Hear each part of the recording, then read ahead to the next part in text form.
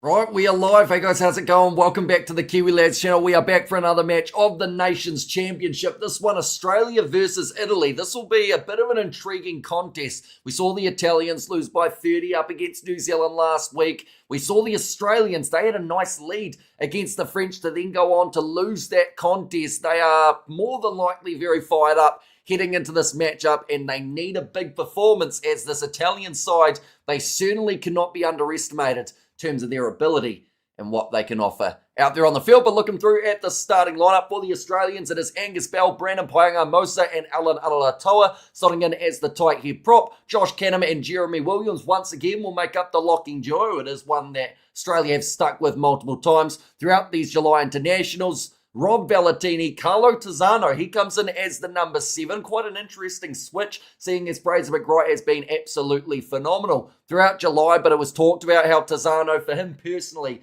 this game means a lot to him. Italian heritage, wants to go out there and show what he can do up against his home side. Harry Wilson, he will be the number 8, and again, the very dangerous option off the back of the ruck, as well as the scrums for the Wallabies here. In the back line, Ryan Lonergan alongside Declan Meredith, a combination that we did see in action just last week. Seemed to go all right, to be fair, as it was significantly working out nicely in that first half. Harry Potter out on the left wing makes his return with Lena Cattell and Joseph Akusu Suali'i as the midfield. Max Jorgensen, out on the right wing, and Tom Wright at number 15 for the Italians. Quite a few changes compared to what we did see in their last contest up against New Zealand. In fact, across this starting lineup, in terms of this forward pack, I believe it is just 2 men who have kept their spot. Mohamed Hassar comes in at number 1, Lucchesi 2, and Recchioni slots in at 3. Marini alongside Federico Rusa as the starting duo, with Ricardo Favretto, Mikel Lamaro, and Ross Vincent as the number 8 to close out the forward back. Alessandro Garbisi comes into the starting side to partner with Paolo Garbisi at 10. Monty Ioane out on the left wing. Adogwu in the midfield with Juan Inesio Breck, so no Manincello for this matchup. And then Lewis Liner out on the right with Lorenzo Pani as the number 15. Right. So, what have we got in the chat at the moment? Can you explain why the tackle on Love was penalty only? Because the man who made the tackle, don't get me wrong, he wrapped his arms around him in the air, but Love, other than the fact that he hurt his knee, didn't land in a compromised position in terms of if he landed on his back or his neck, then that is normally when the law does go into the yellow card territory. But when you land on your legs, it sounds bad to say, but they kind of consider it as your own responsibility to land normally. So that's why it's just a penalty. I don't think it needed to be anything more than that either. They don't have a coach. He made a comment about something. Yeah, he commented about the referee, and they said, you know what? You can take a spell. 2-week ban, I think he's had. We have got there a good one for the All Blacks. CSK Slade and also Ireland had a shocker. Yeah, sadly, they never quite found that full rhythm, the Irish. There were times when it seemed like they were going to be able to mount a bit of a comeback in that second half, but sadly, every time they did, New Zealand fired back. And also after that first try of Jack Conan with Will Jordan scoring a minute later, that kind of sucked the air out of that comeback as well. But yeah, it will be intriguing to see what does happen for this matchup. It's supposed to be a little bit more one-sided than New Zealand versus Ireland. But at the same time, you just never know with this Italian team. They will either come out absolutely firing, because we've got to remember there's also quite a few of these guys who are fringe players in this Italian squad. How's France? And Japan, says Jonathan. Last I saw, France had a very handy lead over the Japanese by about 14 points. I'll have a quick look now. 42-15 in favour of the French. So they are going to be sitting at the top of the Northern Hemisphere table, because even though they had their loss up against New Zealand, they won up against Australia with the bonus point. They actually received 2 bonus points from that All Blacks test match, and then they'll receive the full points available from that game as well. So they'll be up to 12 points in the overall standings. They are just showing that starting pack of the Australians. Again, the big changes, Carlo Tizzano into the starting side, but he, like I mentioned, will be really fired up heading into this matchup. Will want to do well here. Do you think Luke Jacobson should have received a red card? An Irish fan complained about it. I was watching the game at the pub. That was one of those ones that easily could have been yellow or red. It was not smart from Luke Jacobson, and there was no need to fly in the way that he did. The only thing they ruled as saving him from the red was the fact that his arm brushed James Ryan, so it kind of pushed the hand back and they argued that he wasn't going to be able to get that full rip around. But yeah, it was one that easily could have completely changed the game, and they have to be very careful doing anything like that in the near future, the All Blacks, because we did see Ireland throughout that period start to find a bit more rhythm. They did score that try early from Conan too, and now for Wales to beat the Box. Then New Zealand number 1, says Ian. Yeah, I think if South Africa lost to Wales, they lose a lot of points on the world rankings. So I think it's about 2 or maybe 3 at maximum.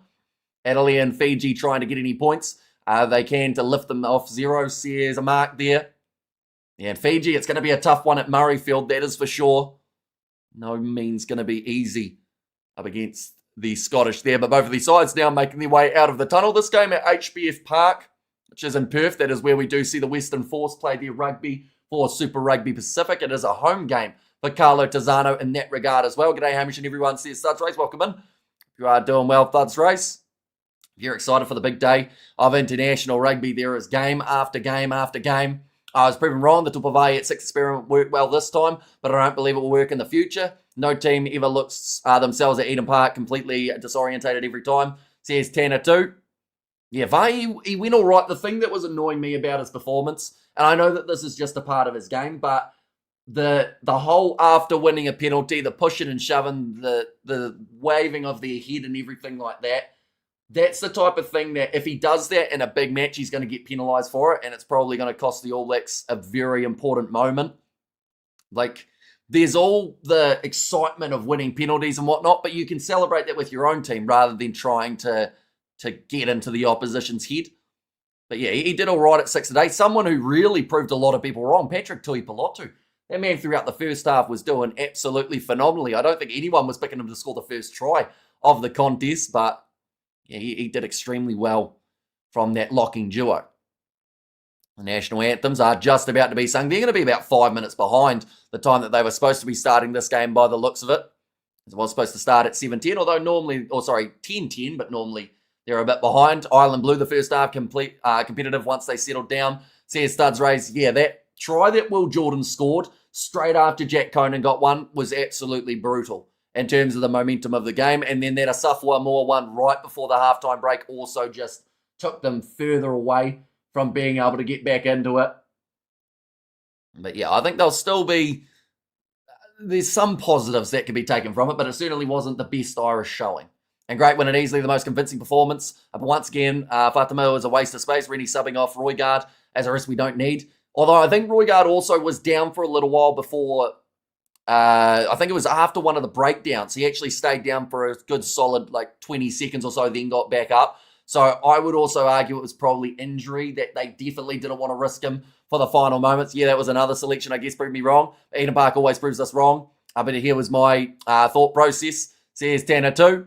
The Italian national anthem has now been sung. We are about to hear the Australian one, and then we will be underway for this contest here, ladies and gentlemen. Do let me know your score predictions. Can the Italians cause the upset, or will it be Australia who get their first win? Believe it or not, their first win of the July internationals. It feels like they've been close enough and played well enough to have at least received something in terms of the points table. And to their credit, they've got 3 losing bonus points at this point in time. 2 from the game up against Ireland and 1 from their game against the French, I believe it was. Who got player of the match for the All Blacks versus Ireland? I think it went to Damien McKenzie. I saw that they were interviewing him pretty much straight after the game, which I don't think was a bad choice. He had a solid game from the 15 jersey. Aussies are always behind when their kickoff times. The commentators were having pre-match drinks. And France will top this weekend Northern Hemisphere table regardless of the other results. That is correct. Because of their 5-point win that they are about to have over the Japanese, they will move up to 12. And that means no one else can catch them, as Scotland can only get as high as 11. Score prediction. I'll be honest, this is one of those games that really does confuse me. And if I had to give a prediction, I'll go like Australia by maybe 12 to 18, somewhere around there. By the way, this is the last ever test for Joe Schmidt. Was last ever in charge of the Australians anyway. There is still rumours that he may end up going somewhere else. But for now, he's taken a bit of a spell and he will want this one to close out on a high. D-Max seems fair. I thought New Zealand midfield was outstanding. So Quinta Bio, Geordie Barrett, man of the match for me. Says Studs Raising 35-14 is called Coyote's prediction. They are just showing the man of the moment at the moment, Carlo Tizzano. He has got Italian heritage. He plays his rugby for the Western Force. He's had 21 tries in 22 Super Rugby Pacific games at this location for the Western Force too. He knows where the try line is. It's whether or not he's going to be able to get over it up against the Italians. I have Italy by 14. Says Matthew there. And can you all my fantasy players to cook, please? And thank you, says Highlanders. Who'd you pick in that regard? They are just talking about Michael Liner, his son, playing for the Italians in this matchup. 16 test matches, still early on in the career there for him. So I'm going to go like this. And we go like that as well. There we go. And 4 Australia, 6 Australia, 12 Australia. So you got Leonard Cattell, Josh Canham, and Rob Valentini. Well, Valentini has been pulling his own weight big time in these international fixtures of July. Draw, says Johnny. And 27-31 Italy for the upset, says Thuds Race. He won't coach again. He's getting too old. Well, he's not playing, though, is he? Like, I can understand if you were saying he's too old to play, but you don't really lose your coaching brain just because you're getting a little bit older in terms of age. Christopher Ridley will be the referee in charge of this one. I mean, 8, not 6, sorry. Oh, so you got Harry Wilson. Harry Wilson's still a decent chance. Wildcards reaction after the game. Hopefully the first positive for the Australians in the July international period. But at the same time, Italy are a tough side and they will not go down without a fight here. But this game just about to kick off. Harry Wilson, the captain of this Australian side, would love nothing more than for his side to get over the line very early in this matchup for the Nations Championship. We've seen it happen time and time again. But from right to left, Declan Meredith kicks us off. And Australia versus Italy is now underway at HBF Park. Kicked from inside of the 22 by Polo Garbisi of his left boot. And that one has gone into touch around halfway. And looking forward to seeing how Marky Mark transitions back to Union. Well, I mean, he's gone over to Rugby League and he's completely torn it up, hasn't he? In terms of the record that he's held. He scored heap tries in the NRL. He's taken part in the Ashes series. He's taken part in State of Origin. Still no Lotto crazy. Hopefully we see him in the Japanese series, though. Lukan Salakai Lotto. I don't know what it is that they don't like selecting him based off. That is a penalty now going the way of the Australians. Early in the breakdown, Italy making the mistake. The Wallabies are slick. They should carry over, or this over the line. And one of those other teams should have a winger named Voldemort when playing Australia, says Mark. Ours are Hamish. Let's go Australia. And Aussies are kicking off almost on time for once. Yeah, they were only 2 minutes late in this one, which is good. Yeah, trying to get the steal there was Marco Reccioni. And they have ruled it as not rolling away against Lucchesi there. Now line out for Australia.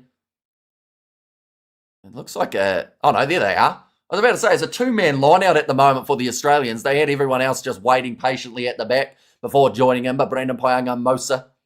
Now rolling maul, shaping up nicely here for the Wallabies, and it is still making the meters. Come on, Italy. There's Matthew there. This one's still marching on the Aussie rolling maul. Ball transferred back to Josh Canham. Now waiting for it a little bit longer.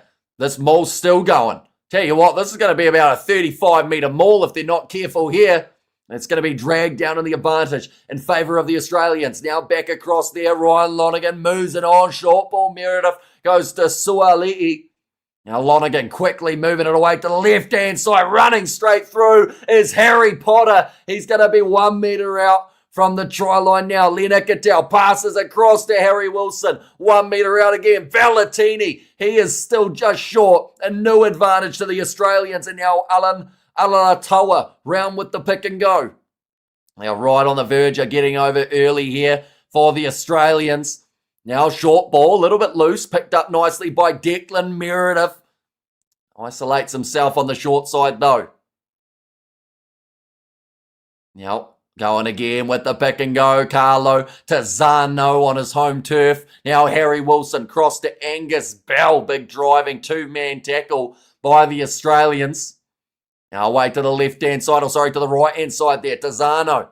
Now pick and go again, getting closer to the line for the Wallabies. Another chance here for Brandon Paenga-Mosa. He's driven in a sideways direction. It's brilliant defence from the Italians with the exception of the fact that they did end up giving away the penalty advantages. That is very close for Angus Bell, but again just short. Ikatel pops it up to Canham, who scores the try for the Australians. as they get on the board early.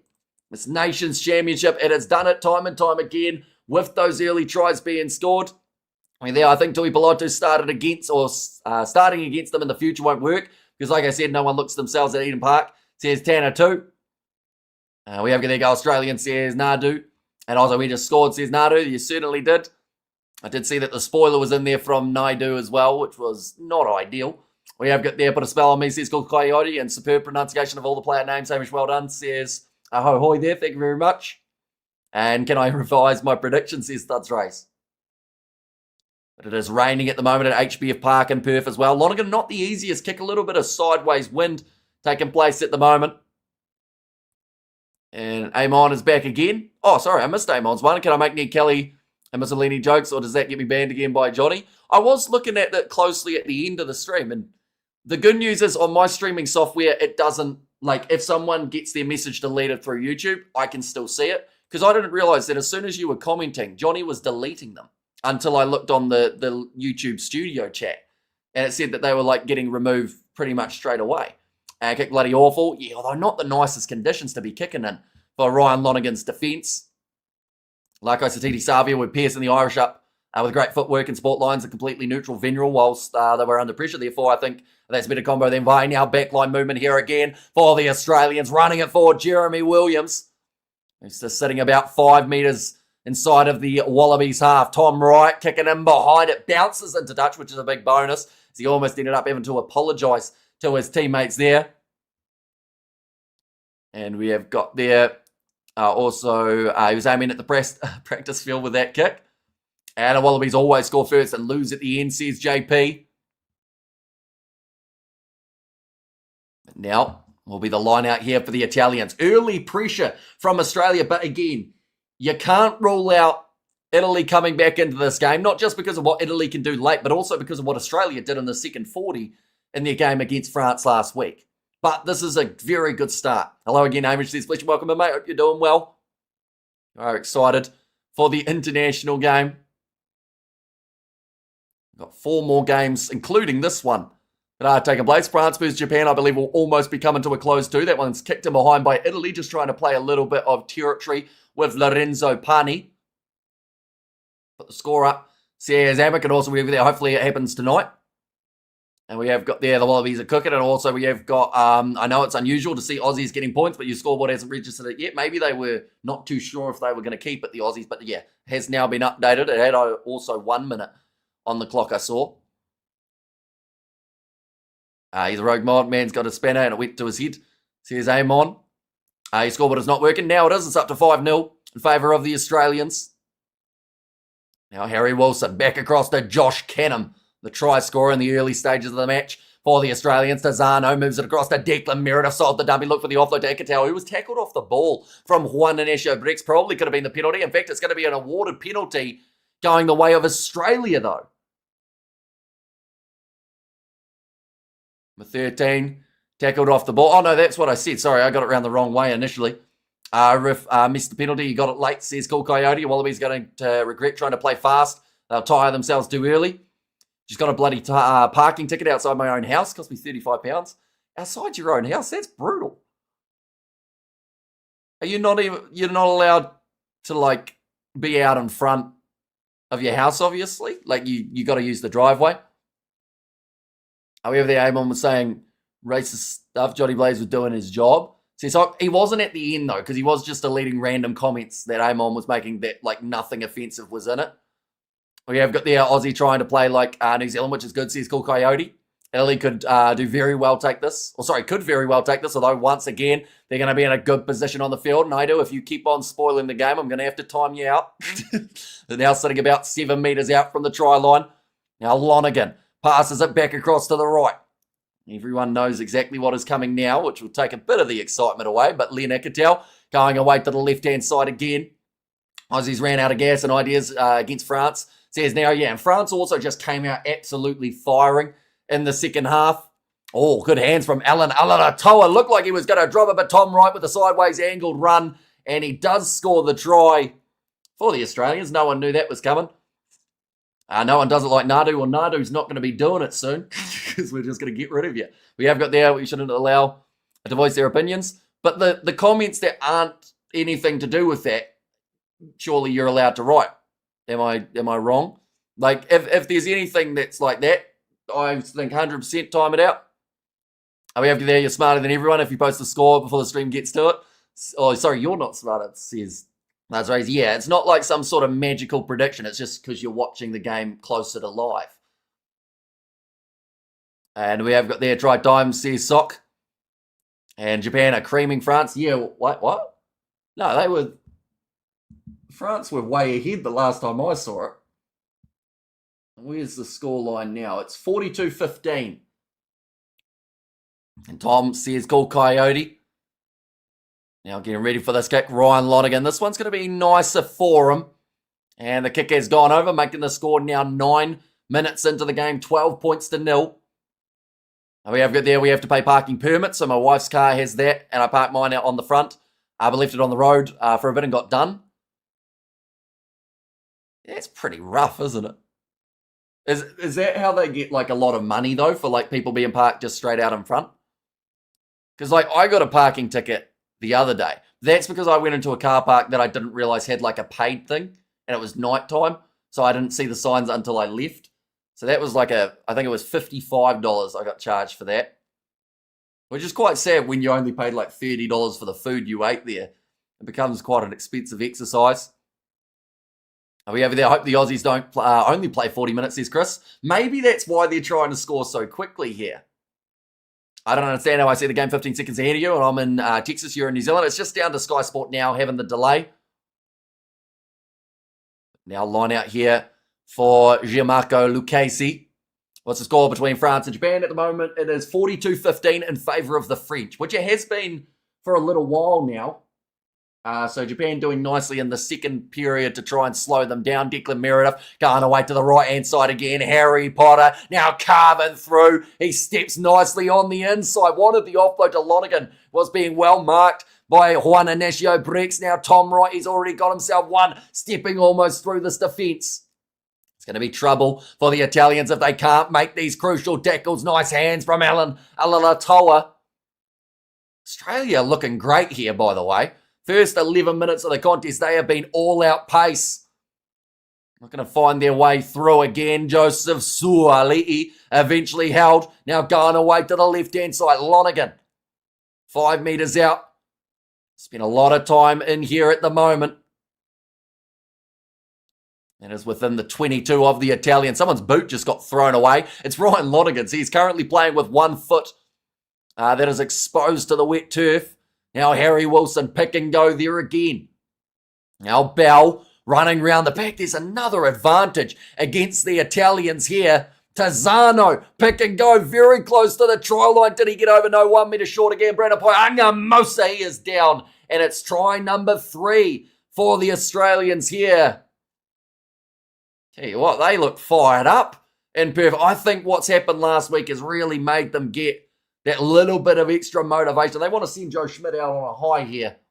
1 foot would be tragic. Says Angaret, and £100 a year to park outside your house. Bloody wardens are on mopeds buzzing all over the place. You get 20 minutes grace, then they do you.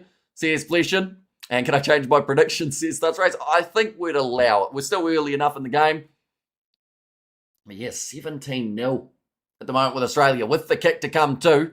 Soft try though. Yeah, unfortunately, as soon as Australia get close to that line, Italy seem to just not quite get their scrambled defence right.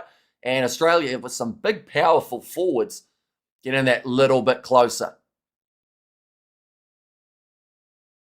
Now, Ryan Lonergan. And that one snuck over too. And it's now going to make the score 19 points to 0. Japan is losing 15-42 on my scores app. Says Amon, yeah, they are currently still losing by that margin. Where have we got? Oh, Jalabert scored twice. Maxime Luku also got himself one. But they haven't scored since the 51st minute, and they're up to 71 minutes through the game now. So Japan have defended for 20 minutes without conceding, which is a much better effort than early on. 35-36 with a comeback for the Italians. Tell you what, that would be brutal for Australia. You know, that game last week up against the French was brutal enough. That would be heartbreaking. Kicked off the side of the boot from Declan Meredith, though. This will be an Italian line out inside of the 22. Try number 3 or 4. That was the third try of the match for the Australians, so they still need one more to receive that bonus point.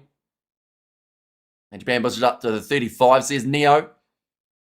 And I know the casuals will pick Italy, says just better than you. And I hate when you make a prediction and then one of them damn clowns come back to insult you. It's so annoying.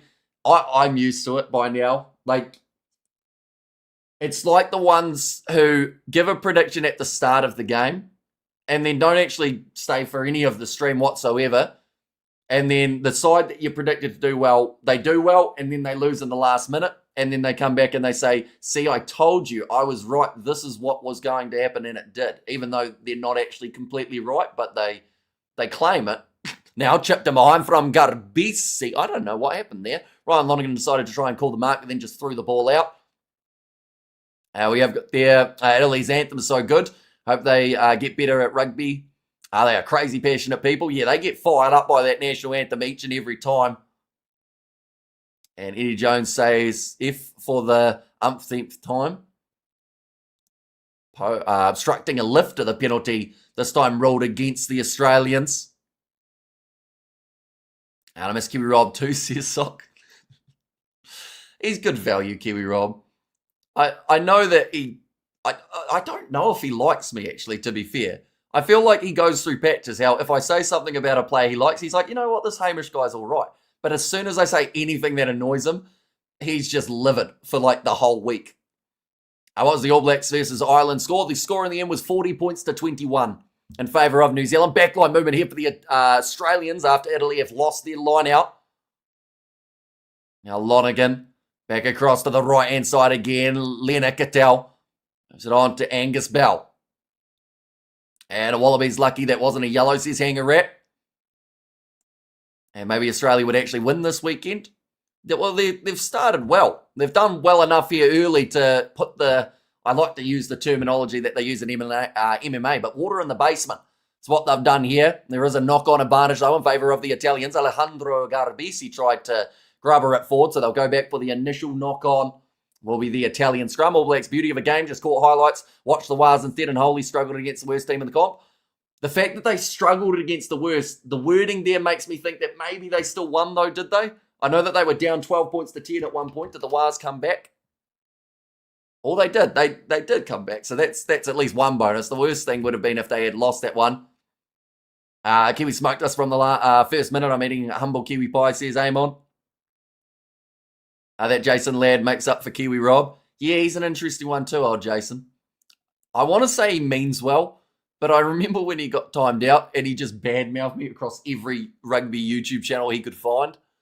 So I think he's all right if you're on his good side, but I can imagine he'd be pretty aggressive if you weren't.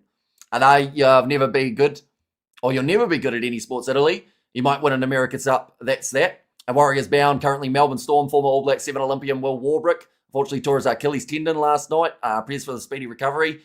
Yeah, see, Achilles are brutal because they take you a long time to come back fully, and then you always feel like you're slightly not pushing to the full amount. Position at the moment, 90% in favour of the Australians. The scrum has collapsed, though, with Angus Bell. Looked like it was holding strong for a while, and then Riccioni went down. And France just received a permanent red card. Oh, well, that would be for, was it Jalibert or someone else who got the red? So no, Jalibert received a yellow in the 58th. Maybe that's someone else, actually. Yeah, no, that would be someone else. Now ready to put this ball in again for the Italians. Looking to get themselves back into this game after conceding quickly and efficiently early. It is the penalty going the way of Italy, though. This time Angus Bell penalised the near side against Riccioni again. Tizano over the best 7 in the world. It was a very intriguing choice. I think it's because of the fact that this is his home game in terms of HBF Park, and also this is up against his home country in Italy. So he mentioned in the pre-match stuff, he said, this is the one that I'm focused on. And I assume he probably had that conversation with Joe Schmidt and said, listen, I don't mind not playing the others, just get me out there for this game. But yeah, it's going all right at the moment, although we haven't seen him as much as Mick Wright. And the Mac isn't as good as Jalibert, says Cool Coyote. And we have got there, why did the Irish player not get yellow carded for taking Love out in the air? Because Love landed fine. Like, Yes, it's very unfortunate that Love hurt his knee, but the laws say if you're taken out in the air and you land in a dangerous position, such as your back or your neck, then you do normally see the opposition get the yellow. Coming to Lee says, no, I do. We have got there. Is this the last round, says Connor Crowley? No, this is round 3. Last round of July, though. We've got 3 more rounds taking place in November. Big tackle made there on Favredo. Now firing across Alessandro Garbisi. Now back across to the right again for Marco Recchioni. Last round, then a hiatus for 3 months or something. Yeah, about 112 days until Ireland play Argentina in the next round of the competition. Alessandro Garbisi again going back across to Lucchese. This is the best attack that we have seen. We have got the hello, my friends, says Jason. Hello, Jason. We have got the Asafo Moore. Had a very good game. I hope they're not just picking Taylor to lead the haka. Says a sporting Kiwi. Well, that's the thing. Samasoni Tokiaho also in some very good vein of form at the moment. Cool Blue says Naidu. Now Alessandro passes back across to Ross Vincent playing from the 8 jersey today. Juan Ignacio Brex. Straightening run from him. He was everywhere in the game up against New Zealand. Monty Ioane looking to go through. Now back across. Alessandro Garbisi, Lucchese, quick hands, Garbisi, across to Pane. This is the chance for the skipper, Mikel Lomaro. Oh no, he's butchered that one, Lomaro. And that will not be a try more than likely. He is nodding to the referee saying that he got it down. But that was a big mistake almost made by the Italian skipper.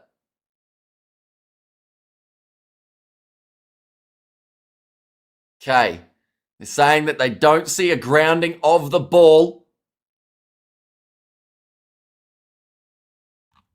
They're going to take a look at this one. Wallabies coach still adjusting his players. Where'd that go? His players will be up soon and beware of this coach. He's very smart. That one just going to be held up there for Lomaro unless there's a slight blade of grass that touches the ball as he's looking to ground it. Oh! Now, to be fair, that angle made it look like it was pretty close. Harry Potter thinks that he has done enough to be able to defend it, though. Magic from Potter, says Thuds Rays.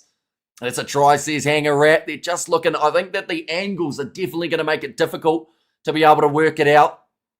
Who are the 10 players that to be added for the South Africa tour? Did anyone of the squad play themselves out? I don't think anyone played themselves out of a jersey. Well, this angle will show it. Yeah, that's grounded for Mikel Lomaro. We have got their best I've seen the Wallabies play for a while, says Eagle. And it's definitely a try, says Hanger Rat. Yeah, that first initial angle, I don't know why they're still looking at this. They had the other angle, showed it. They've got a clear grounding. No. Okay. I thought for a second I heard the terminology, no clear evidence to overrule. I thought, uh-oh. We have got the, I will get over it. YouTube watching nerds don't bother me at all. They're probably your peers in a way, aren't they? We have got there, whoops, says Amon, and also, damn, that crushes the pun, says Studs Ray.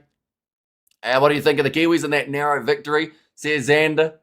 I saw that I called the All Blacks victory over France a narrow one too. I just used the word narrow obviously far too much. That was Paulo Garbisi to miss that one away to the side. So the score will remain 19-5 in favour of the Wallabies. No, says Jason. But yeah, I'm definitely not using the word narrow in any titles anytime soon. I can tell you that right now. I've learnt my lesson. The wind must be strong. Yeah, there's a bit of a sideways wind, as well as there was the little bit of rain falling earlier in the contest. But Harry Potter all but managed to stop that one. And it is still the captain who gets over. Nicely taken by the Italians inside of the 22 with Paulo Garbisi. He will go down the middle. It's been all Italy for the last 3 minutes. Yeah, they need it to be all of them for the next maybe about 30 though. Who scored the Wallabies try so far? We've seen Josh Canham scored.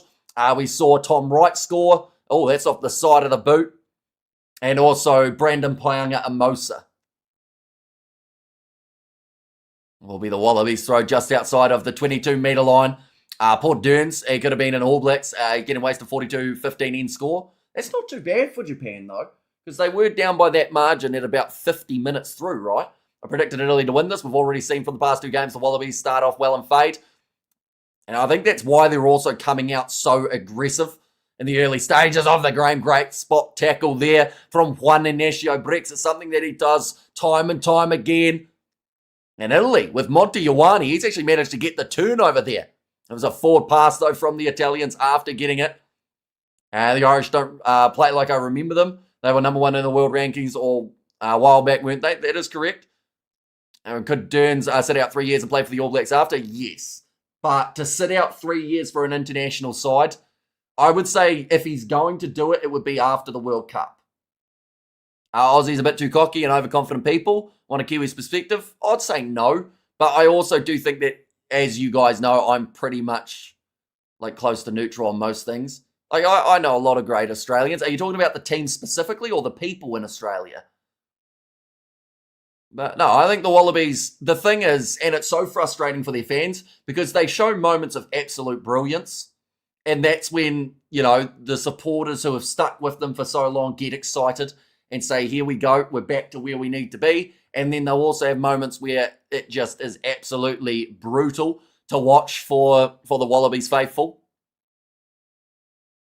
South Africans certainly think so, the people, says Neo. I think it's also like anywhere, though, how there's always going to be the slightly bad bunch. You know, whether it's New Zealand, whether it's South Africa, Ireland, Australia, France, Italy. I haven't met too many angry Italians, to be fair. But I'm sure they're out there. Sitting about 5 metres out from the line now for the Australians again, looking to get this one marching forward. Lonergan goes back across to Josh Canham. He was the first try scorer in this matchup. It's actually been a good day to be a try-scoring lock for the early stages of a contest.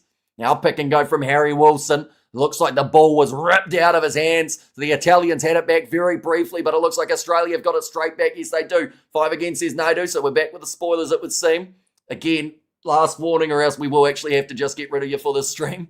Paanga Mosa going away to the left-hand side. Angus Bell just a couple metres short of the try line. Harry Potter digging around for that possession. 3 Italians making the tackle on the line. And now very close, just short for Tizzano again, although he's kind of wiggled his way so that it looks like that ball is on the line, but now he has given up and allowed it to go back into the back of the Australian ruck. Back across, Tom Wright, big ball out wide, and Max Jorgensen gets the easy run in.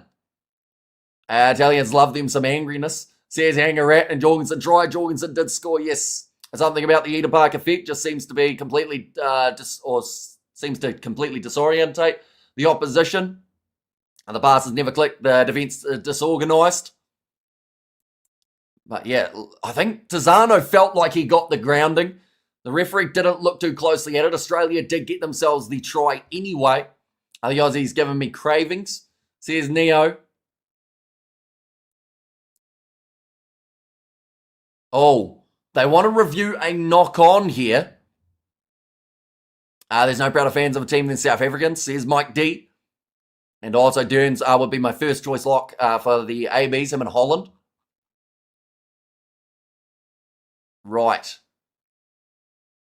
What do we got here? There is a potential knock-on from Harry Wilson. They initially called it as a strip.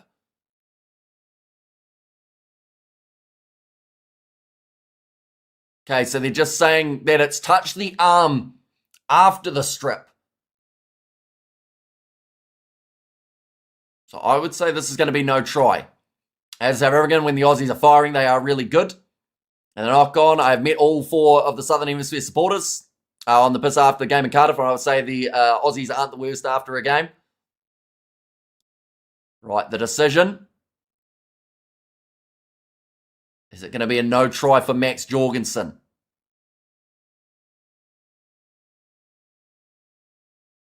Okay, even though it was called as a strip live, it then comes off the Australian hand, and that will be no try. Jorgensen's one will be ruled out. 14 points difference between these two sides currently. Aussies are going to celebrate this like Fiji versus England. And we know what they're all about. Well, to be fair, they should celebrate it if they won like that, because they have lost their other 2 games in the July internationals. It's been a tough patch for the Aussies, so you got to take the good and the bad. And I think that getting one win in July would be massive for this Australian side and their confidence with the games that they've got right. Or coming up, I should say. You're right, Hamish, but we're Australia out of the blue. Australia can kick ass. Maybe they do it at the World Cup.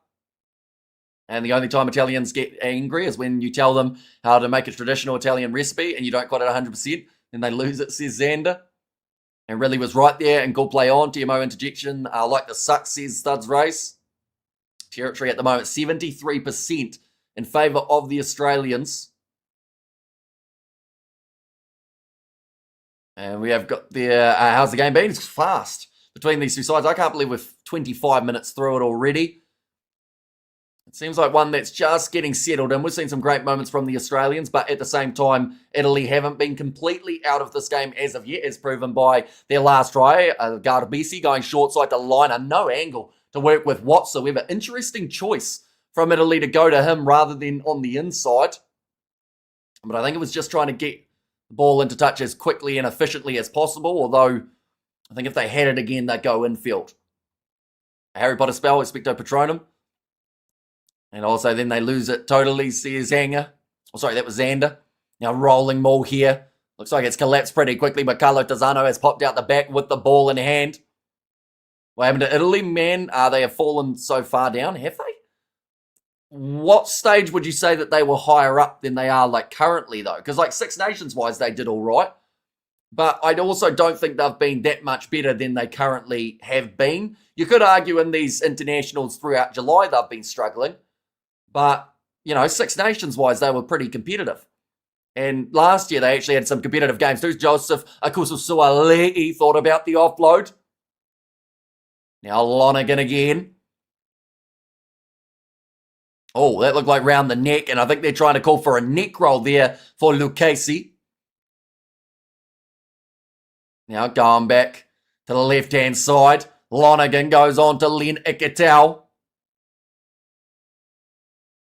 Now pick and go there from Josh Canham. He's in again as someone scored. I know that you asked that because you had seen it. No, I do. Just try some sort of avoidance of spoilers. It would be greatly appreciated, or else you're going to ruin this whole one. We have got their Musk effects. I have a special soft spot for the Italian, says Wayne. And it was better at the moment, Italy or Argentina. I'd say Argentina. I think that they had a pretty handy showing against Scotland as well as the Welsh. Italian defence tonight has been poor compared to the last 3 years. Yeah, they just haven't been able to defend just out from the line. That was Federico Rusa and also Polo Garbisi as the two men trying to tackle there. Since you have a world of rugby knowledge, are you able to answer a very difficult question regarding rugby, says Jason? I would actually argue that I have like limited rugby knowledge, but go for it. Currently 10 seconds remaining on the shot clock. Agreed, Argentina, says Wayne. And Wallabies are doing well, or it could be that Italy are cooked due to a long season and a serious lack of depth. Very disappointed in Italy right now, says Neo. That one has stayed away to the right-hand side, but that is the bonus point now for the Australians. They have received a bonus point from every single one of their games, even the losses. But Canham having 2, I don't think, was on many people's bingo card for this matchup. And also wobbly kick by the wobbly, says Cool Coyote. How many teams in the Six Nations Championship? Well, there are 6, but I've heard many rumours that there should be 7, with another certain side that should be added, according to only a limited amount of people. Spain or Argentina, in terms of the World Cup final, right? This is going to be controversial, but, like, in fact, I'm just going to give an answer without the controversial part. I think Argentina will win. We'll go with that. And the Box have 3, says Neo. And one's going to be kicked long again. Going up for it was Harry Potter. Moves up to the halfway line. Never going to happen, says Fleshin. Now the kick him behind from Lonergan. Looking for the 50-22. Although that one's going to keep on rolling into the end goal area at HBF Park. Boring Spain, hopefully, because everyone knows they are corrupt. Says Cool Coyote. 29 minutes through this one already. We've seen 5 tries scored. And on that halfway line, Potter's had a great start. Quick question. Is this tournament every year or every 2 years? I think it's going to be every I want to say 2 years. I don't know if we've got it next year because there is, of course, that Rugby World Cup, so it might be the year after that we see it in play again. That one's going to be dropped. Australia, though, with the knock-on advantage. Now Lonergan firing it away to the left-hand side. Josh Canham, he's already got 2.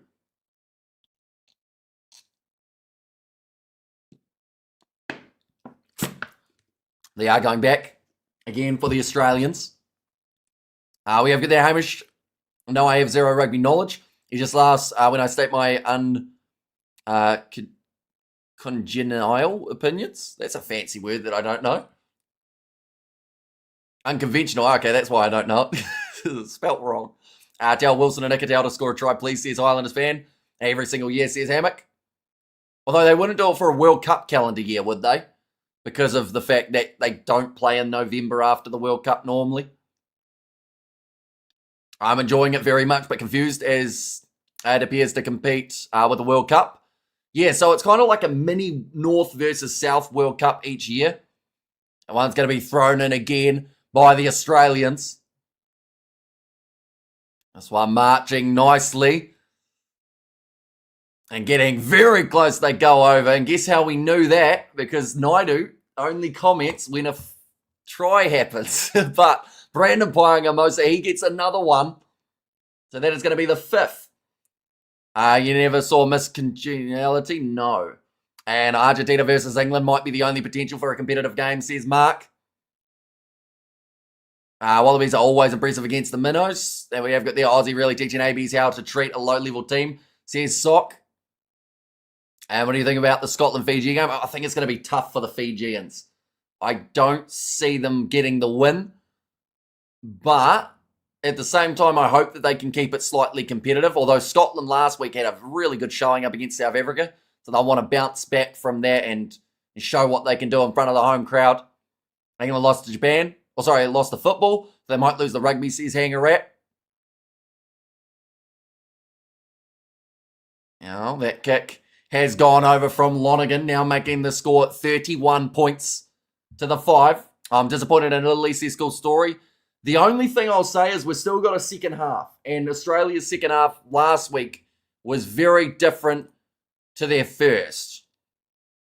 And, yeah. It's still going to be intriguing, though, to see whether or not Italy have got a little bit of an extra bit of momentum. Are you being racist towards Fijians? No. They lost up against England last week by about 70 points. So to say that they're going to come back and beat Scotland, who only lost to the world champs by 14, is probably a bit optimistic. I would think. Scotland team this week's been interesting. No Francioni on the bench. Says Shannon, and a penalty awarded to the Italians here. It looks like they wanted to take it quickly with Lewis Liner, but he wasn't quite able to get it. Are we over there? Whose coach got banned? Italy's, for saying about the referee. So they decided, you know what, we'll get rid of you for a little bit. And Japan versus Fiji being screwed by World Rugby in this tournament. I hope it changes next time. Well, it's a tricky one for the Fijians, of course, because it's more financially beneficial to play up in the north for the Fijians, sadly. And Elise says, cool story there. That one's going to be thrown in. Favoretto takes it at the back of the Italian rolling maul. Yeah, you're right. Let's see how the Aussies play in the second half today, says Chris. Yeah, because this game seems controlled, but, conceding late in this half. Oh, great tackle made by Len Ikatau round the bootlaces there. Now Garbisi moves it across to Recchioni. Directional change from the big tight head prop. Now pick and go again from the Italians. They are 10 metres from the Wallabies line. A big shot on Lamaro. Garbisi back across again to Recchioni. And Aussie have this surely. They should, but you just never know. Perhaps maybe Fiji should receive financial assistance to play at home. That would be quite nice if they did that, but I think that World Rugby would have just gone, nah, it's just easier to play north. Oh, a little bit of push and shove here. The champs still put on a beating, though. Says Sock. Assuming that's the referring to saying that Scotland were close up against South Africa, right? That was more so just in the direction of saying that Scotland should be stronger. Every 2 years, World Cup, yeah, no. And Lions Tour, yeah, no. And also, thought I'd come in here at halftime, but it ain't halftime. Says the AO underdog. Yeah, they started a little bit late, although not a massive amount late in terms of the Australian schedule. But Fiji hard to beat at home. Harder to beat at home than the North. But still, yeah, it's a tricky one for the Fijians at the moment. They seem to just not quite be quite at the level that they want to be. Australia surprised me. I was busy cleaning my dogs after the All Blacks match. And now I see 31-5. Brilliant stuff. Australia says more plunder. What a game for the All Blacks against the Irish. Great game because I was on train on the way home.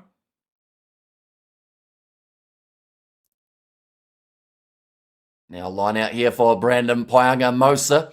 Nicely taken by Canham. It's been absolutely everywhere out there on the field for the Australians throughout this first 35 minutes. Italy domination second half. Says unidentified. Now Lonergan. Cross to Declan Meredith. He had Jorgensen right next to him. Now up again, this time to Jeremy Williams. Wide cutout pass to Harry Potter. Italy seems dead on their feet, says Harry. Well, it's been a pretty rough tempo throughout this first half for both of these sides. You'd assume there'd be a few tired bodies, although mistake made and picked up now by Paulo Garbisi. He kicks it downfield. It's whether or not Alessandro was onside, but brilliantly jumped on by Len Ikitau on his own 22. Adogwu thought about going for a steal in the breakdown, but the Wallabies protecting that ball nicely. Keeping it on their side. Now again, looking towards the kicking option, you would think, for Australia. And even with this win, Australia Rugby will still be 8th in the world. Australia seem to be a 40-minute team at the moment. Correct, yeah. They have one good half, and then normally it falls apart in the other. But currently, this would be their good half. So whether or not they can do a full 80 against the Italians, we still have to wait for that second 40. Lamato, the one try scorer for the Italians at the moment, Jeremy Williams. It's over the ball and wins the turnover for Australia. This looks like the 90s. Says cool story. And we have got there, Italy seems, oh no, I read that one about the dead on the feet, didn't I? But currently ball carrier hanging on. I think that's about the 5th penalty against the Italians here. Booted into touch by Aussie once again. They should get one last attacking chance before this halftime break. Very nice body position from Jeremy Williams. Made it very difficult for the Italians to be able to clean them out. Only 2 teams have won all their games. Wouldn't be surprised if South Africa and New Zealand win all 6 games. And yeah, then it will come down to points differential, which could be absolutely crucial later on in the competition. Of course, for New Zealand to go 6 from 6, though, they would have to beat England at Twickenham, which they were unable to do last year. They would have to beat Wales at the Principality and Murrayfield up against the Scottish. Now Riccioni, ball is on the side of the Italians here after the Wallabies mistake. Now Alessandro Garbisi told to use it. Going for the up and under liner. Chasing after it, but a big knock on from the Italian 14. Now looking for the counter kick from Tom Wright. Awkward bouncing one. It goes over the head of Lorenzo Pani initially. And now kicking off the outside of his boot. And again, not a lot of meters made for Italy when it comes to that territory battle. Australia trying to trap them inside of their own half. South Africa would have to beat Italy and Rome, Ireland and Dublin and France and Paris. Big ask. Yeah, those are, like that Dublin and Paris will be, for me, the 2 big ones. Don't get me wrong, Italy in Italy as well. You know, they're handy enough, but I'd like to think the Box would get past them now. Nice ball on the inside to Carlo Tazzano with the step. Moves up to 25 metres out. Now Ryan Lonergan goes across to Jeremy Williams. Offload to Lonergan. And oh no, he's knocked it on just short of the try line. We have there, what venue is this at? This is at HBF Park in Perth. It's official, Cam Miller's going to the Blues. Yeah, did see it announced midweek, wasn't it? Wallabies are great at stealing balls at the ruck, says Hanger Rat. Right, can't give the try because Lonergan did knock it on short of the line initially. And that's going to be the penalty to off or for offside. In that case, they did it last year from what I remember, says Hanger Rat. And USA can beat Italy and Rome. You see it there, that run from Tazzano. You can see how much he wants a try for this matchup. He has scored 21 from 22 games at HBF Park for the Western Force. And Lonergan, just as he goes down, he loses possession. And then Paenga-Amosa jumped on it. That would have been his hat trick too, so no wonder he was keen on that one standing. Shows you how bad the All Blacks and Ireland are, says Darius. Wait, so how does it show how bad the All Blacks and Ireland are for this matchup? Because this game's not over. New Zealand managed to beat Italy by 30. Ireland beat Australia. So I'm confused at what the triangle correlation is between the teams. If a side that beat Australia then lost to New Zealand, but they I don't know. What's your analysis in there? Carlo Tazzano just out from the try line. Now left-hand side again. Now Lonergan pops it up to Valentini. Oh, he's getting very close to the line there, Valentini, just 2 metres short. Lonergan with the half-time siren. Bit of a mistake there from Australia. We had two different players. He didn't quite hang on to it. Now Leonard short side. Very close to scoring. Christoph Ridley wants another look at it. I've been to this park watching motocross there. Pellegrini to the Highlanders, a good replacement, says Jason. Yeah, and they're still going to have Josh Shakem too as the other change. Yes, it's lovely to see Harry Potter back from Hogwarts again.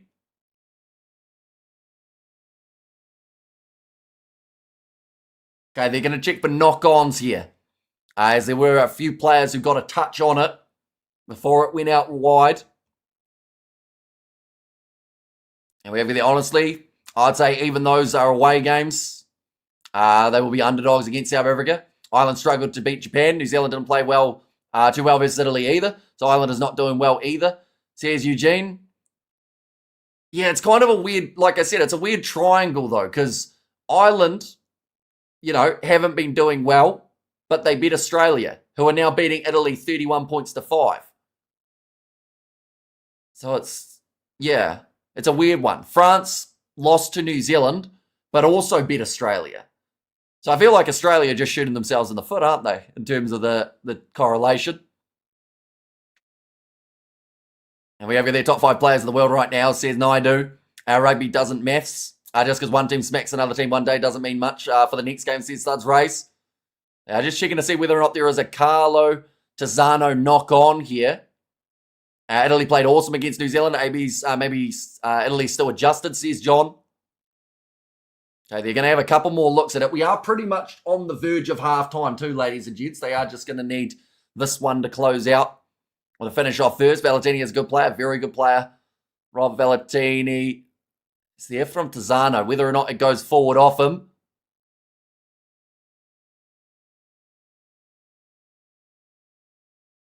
Right, they have a decision. Okay, before we get there, can we check the grounding is okay? So that pretty much tells you what the decision is going to be. Aussie playing very erratic from game to game. But Italy lost against Ireland by literally only 7 points, though. Exactly. That's where it gets confusing again. The only consistent mathing in rugby right now is just the Springboks dominating everyone. Says Tanner 2. They're showing Ikitau. It looked like he was going to be very much so unable to find a way over the line. It's all gold, mate. Says Anado. There is no evidence of a knock-on. And then there is the try scored by Leonard. And a potential massacre if Italy don't pull their socks up, says Mark. Yeah, brilliant try from Ikitau to now give Australia the 36 points to 5 lead. And Boo, says the AO underdog. Ryan Lonergan now. He's got plenty of time on the shot clock, and it looks like he's going to use up the full time just to add. Oh no, he's going to take it now. Ryan Lonergan. I think he realised it was half time anyway. That kick has gone over. And that is now going to make the score at halftime 38 points to 5 in favour of Australia. Well done to New Zealand, says Johan Goosen. And also we have got there, he missed a few hugs as a kid, says Hanger Rat. Second half comeback is going to be quite spectacular. Yeah, I mean, to be fair, we've talked about how Australia haven't been a full 80-minute side. It's it's got to be impossible to get out of this game for Australia now in terms of like any chance of the Italian comeback. Wallabies are back. Good on you, says Naidu. Damn, it's a me and Mario is the AI. Second half comeback. Oh no, I read that one, and there was a Harry Potter and MASH. It could have been Sermon, says Extro. They're just talking to Ryan Lonergan as they make their way from the field now. There'll be about a 14-minute break before we get back out there for the second half of this contest. Currently, for anyone wondering about what other games are going to be taking place today, we'll go like that. There we go. So we've already seen New Zealand get themselves the victory over the Irish, continuing that streak at Eden Park. France got themselves a solid victory over the Japanese, so doing well as the heavy favourites for that contest too. Australia came in as quite big favourites for their matchup against the Italians, and they are currently leading by 33 points. And still later on tonight, Fiji versus Scotland. Those are the same odds as we see for Australia, Italy, so that's slight concern for the Fijians there. South Africa versus Wales. South Africa, the biggest favourite of the whole round. And England, Argentina. That is one of those games that if you've still got a little bit of energy left in the tank, or if you're in New Zealand and you're going to sleep after the Australia-Italy game, I would highly recommend maybe setting the alarm to go watch that Argentina-England one, as those two sides could be very back and forth throughout the 80 minutes. England came in as slight underdogs, but then the odds changed as more people decided to back the English after what they were able to do throughout their July internationals last year.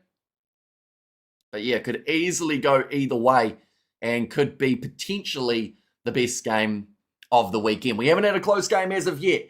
And to be honest, if this Australia-Italy game continues the way that it is, we're not going to have a close game until probably Argentina or England, unless Fiji really do show up and do well in their matchup coming up. We have got the others looking bad, says Hanger Rat.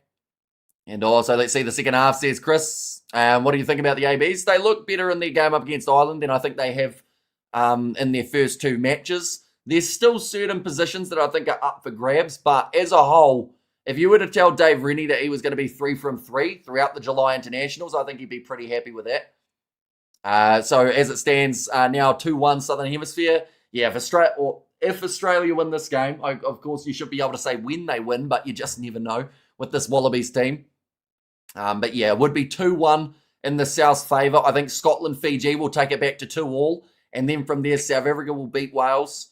So then 3-2 with potentially England to make it back to 3-3.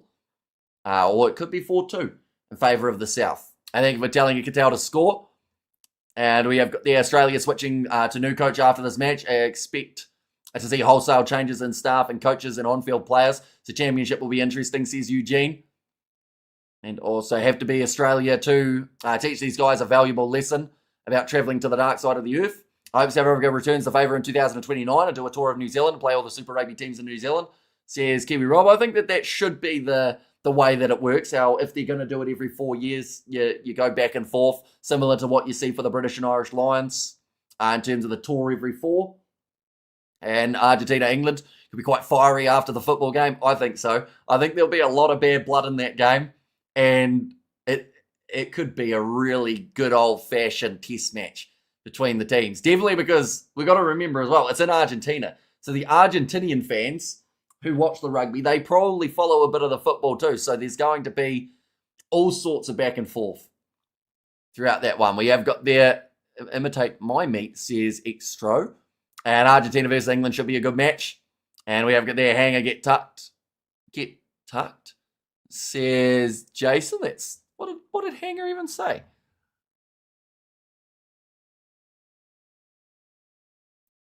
I feel like there was nothing bad enough there, was there?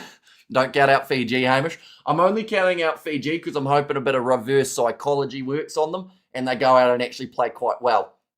And Love is going to be a great fly half. Was very impressed with all-round game. And his goal kicking, don't think he missed. And Messi enjoyed destroying England. Will probably join the Super Rugby team or the rugby team for seconds, says Sam. When the All Blacks play at Eden Park, they just seem to play so differently, like they have a force field around them. Says Jasmine. I'm sure you better get that $5.50 on Italy now. Yeah, they're definitely not paying that at the moment. I can tell you that right now. They're probably paying 51 or so. But, yeah, they aren't given much of a chance in the second 40, but who knows? Maybe 1 or 2 early tries, a controversial card, which seems to be something that we've had quite a bit of in rugby as of late. Maybe that can even the playing field. But the next round of the Nations Championship, ladies and gentlemen, for these teams, Italy will be taking on South Africa. That is the opening game of November. And then from there, Australia versus England at Twickenham will be a rematch of the Rugby League Ashes as well as the Cricket Ashes that we did get to see in recent times. New Zealand will be playing up against the Scots, Ireland, Argentina, Wales, Japan, and France versus Fiji. Now, I should also mention while we're at it, there is some international rugby taking place, not so much in the near future, but the Australians. They will be in action against the Japanese in 3 weeks' time. So another game to just keep an eye on. That one's going to be in between the stage of the greatest rivalry tour. South Africa also have their warm-up game against the Pumas before jumping in to New Zealand versus South Africa. We have got there the next greatest rivalry tour will be in 2030 in New Zealand. It's already been confirmed. Says Samuel there. Okay, so 2030 is interesting. The year before, oh yeah, I guess that does make sense. The year before the next World Cup. Now we have got there the next greatest. Oh no, I read that one. This was an interesting half. If this game continues, it will probably be top 5 post 2015 Wallabies performances. Says well Doge meme.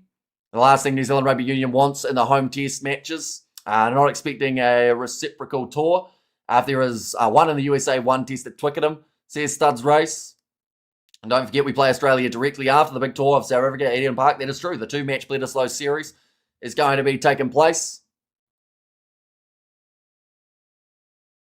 1 second, we'll go like that. We'll go like that. Is Finn Smith any good? He's my last back.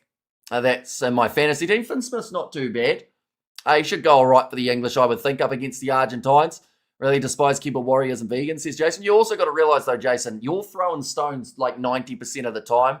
So if you're throwing stones at people, they're going to throw them back. And it might not even be the same people who throw stones. But if you're giving it out, you've got to expect to have it given back at some stage. It's had Rugby News. Curry Cup killed it in over 100 years tradition by removing the name, logo of the Western Province, says Mike. Yeah, it's now the Western Province 15 or something, is it, that they've now named them. We have got there, there's Cunning Lingus in the chat. Amish, watch out. And also we have got there 38.5 at halftime. Calm down, Aussies. CSK Slade and TB has Italy at $51 and Australia is suspended. We have got there Stormers 23, says Mike D. 38 points to 5 at the moment. They're just showing a massive random defender on the field. Not a defender as in like a player, but a massive vehicle. I throw like a girl. Says Extro Fluffo. Mikel Lomaro, the lone try scorer for the Italians. You're seeing there the work and the breakdown from Jeremy Williams has been pretty efficient too. He's being added to the AB squad for the rivalry tour, says K Slade. Well, I think that we're going to see Karifi in there. He's the one that a lot of people were surprised that they didn't see him included. Who else are they going to add? They'll probably add in Timothy Tavatavanawa maybe. Have you decided if you're doing the opening round of the NPC? Not yet, no. I haven't actually worked out when that round is. I think it's 3 weeks' time, right? Or is it 2? NPC 1 second is taking place in... Where is the opening round of the NPC? Still scrolling. I found the Farah Palmer Cup. I don't see the NPC on my thing that I normally look at for who's playing when. But yeah, I think it's 3 weeks, right? Or 2 weeks till the competition starts up. 30th of July, says Gary Rob. So yeah, 2 weeks' time. Probably not a massive amount of the NPC games just because of the schedule that will be coming up later on. Everyone thinks this game is bad. The next 2 games are probably going to be even worse, says Kahu. Yeah. Unfortunately, today is one of those days that there will be a few one-sided affairs, which I think is going to be...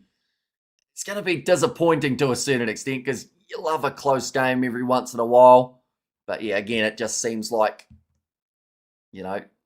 30 points difference in a couple of the games is probably, honestly, a chance. That unusual not throwing stones. If you're from Hamilton, says Naidu. And I'm going to the first NPC game, Waikato versus Bay of Plenty. Got a season pass, only cost $50. That's probably a pretty good deal. I haven't squeezed the pinball in 2 years and I haven't found they just disappear pretty soon anyway. Says cool story. Yes, I beat Australia by 40, says Young Dagger. If Fiji are going to lose by at least 50, and well, Wales might actually lose by 100. Are you going to try and get tickets to the final in Christchurch, Hamish, for next Saturday? No. No, not that I know of. Is it next Saturday that the final's on? I guess there's not much rugby taking place next weekend, though, is there? But I hadn't had any plans to anyway. Put it that way. Second half of this one, I have got a timer going. We're probably 4 minutes away from the second half of this contest starting up. Now they're trying to sell me a fridge. The way you read the comments kills me, says Young Dagger. And the Box will beat France tomorrow, or do you see an upset? I think the Box should get the job done. It's just a massive shame that game overlaps. Like, I have no idea why they didn't look at the scheduling and go, you know what, maybe we should change that game to the next day so that it doesn't overlap. But no, it's sadly going to be one of those matches that we only give updates on rather than actually getting to cover the Junior Box versus the French. But do let me know your second half score predictions now, ladies and gents. Lead of 33. That's a pretty significant lead to have at a halftime break. I think Wales will be more competitive than most believe. It's South African, this Wales team is actually not a bad team. Says Wayne, exactly the next day or even later, says Young Dagger. Yeah, like, it wouldn't have hurt. Definitely because, don't get me wrong, like, it's hard to predict a tournament before it happens, but you would have been predicting well and truly either South Africa, England, France, or New Zealand to be through to that final. So, you know, having it later, that would have overlapped with technically England versus Argentina. So maybe that's why they wouldn't have wanted to do that. But it's also quite late in Georgia. Got to remember, it's 8:30 p.m. when that game kicks off. So, yeah, they should have just done it the next day, I think. Second half, 15-5 to Italy. So here's Wayne there. And we have got their Wales going to lose by 80 plus. And Wallabies can't hide their excitement that Joe's finally leaving. I guess it doesn't overlap because it's not in South Africa. It's in Georgia. It is the decision, says Kahu. And we have got their 38-5. Says, wait, so you're going 38-5 full-time score? You're thinking, I really hope we don't have a 0-0 second half. That would be quite brutal, wouldn't it? But who knows what to expect from these sides. 1 second, we'll go like that. And we'll go like that. And we have got their Australia 30 to the 3 of the Italians. And here's you, Mrs. Hamilton. Says extra fluffo. Oh, they've got the shoes off in the stands at the moment. There's one thing Australians do love, and that is a shoey. I don't know whether or not they'll be drinking just yet. I think they still need that second half to go well. 38-5 full time says they are underdog, and Australia 67 to Italy's 10. Says Jared Labaskachny. I think that might be kind of close, to be fair, depending on what the Italian side are able to do when they head back out there. And poor Italy, says PK.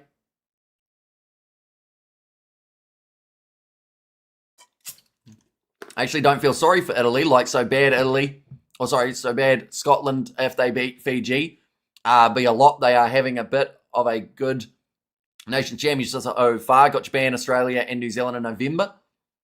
And when's the Australia versus Japan's game? It has taken place on that same weekend as New Zealand play the Stormers. So it's 10:05 on the Saturday night on August the 8th. So we're about 21 days away from that game now. The second half of this one is just about to start up.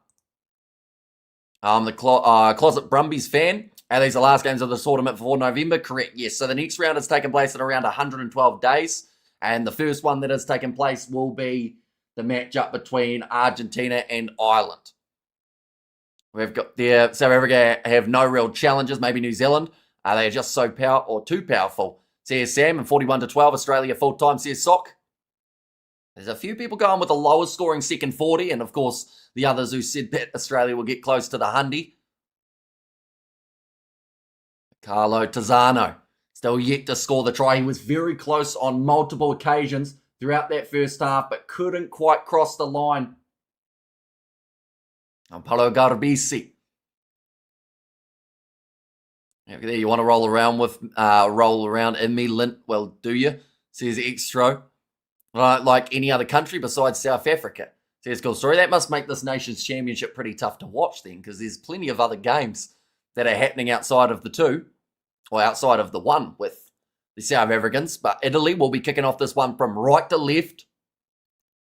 We are set to go for the second 40 minutes. Zano taking a deep breath here again. He wants to score in front of his home crowd. I'll go with 35 points to 20 to the AB, says Wayne. Paolo Garbisi kicks it off high. Monty Ioane chasing after it and almost causes the mistake by Australia. In fact, he does so now. Italy with the ball early on in the second half. Now Riccioni hits the ball up. Alejandro Garbisi moves it on to Favoretto. Now pick and go from Alessandro Garbisi again. Some much needed possession here early on for the Italians. A Dogwu. Tackled low by Joseph Suali'i. Garbisi up to Lamaro. Now across Paolo Garbisi. Moves it on. Ioane Ashio breaks. Slip there at the back. Ioane goes over and Italy score early on. We have got there. Do you sometimes feel like what's the point of streaming this stuff hidings? Not so much the score lines make me question why I stream. But no, it's all right. You're going to get some good moments in the games. You're going to get some bad ones. But like one-sided affairs, normally you just kind of accept as one side just doing much better. Although Italy have decided second half that they're going to have a bit of a go at it. A nice try by the peasant goat shepherd, says Extro. Oh, hang on. Oh, they're gonna roll this one out by the sounds of it. They found something in the build-up. No, Italy, says Young Dagger. And well run, Italy. Don't give up the fight, says Mr. Monk. And here we go, says Chris. So it is in the lead up to the try. It's a neck roll that they're finding. That's got to be called back, says Studs Ray. So we're going to see the replay now. Declan Meredith helped make the tackle, and then Mikel Lamaro.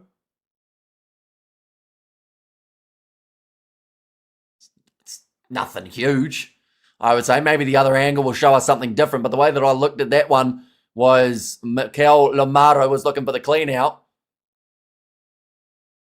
And slightly rolls him to the side. I don't think there's anything too dangerous in there. It would be a big shame to rule this one out. Like, it's not even really a croc roll either. And we have got there, do you stream for chicks, fame, and fortune, or all of the above? Well, currently, I'd argue that we don't have any of the three. And we have got there these damn egg rolls, says Sock. Okay, Christoph Ridley to Marius van der Vesterhuizen is saying, I don't see this as foul play. So by the sounds of it, this try for Italy may still stand. Not that. There's a shepherd in the back line movement. Says Studs Race.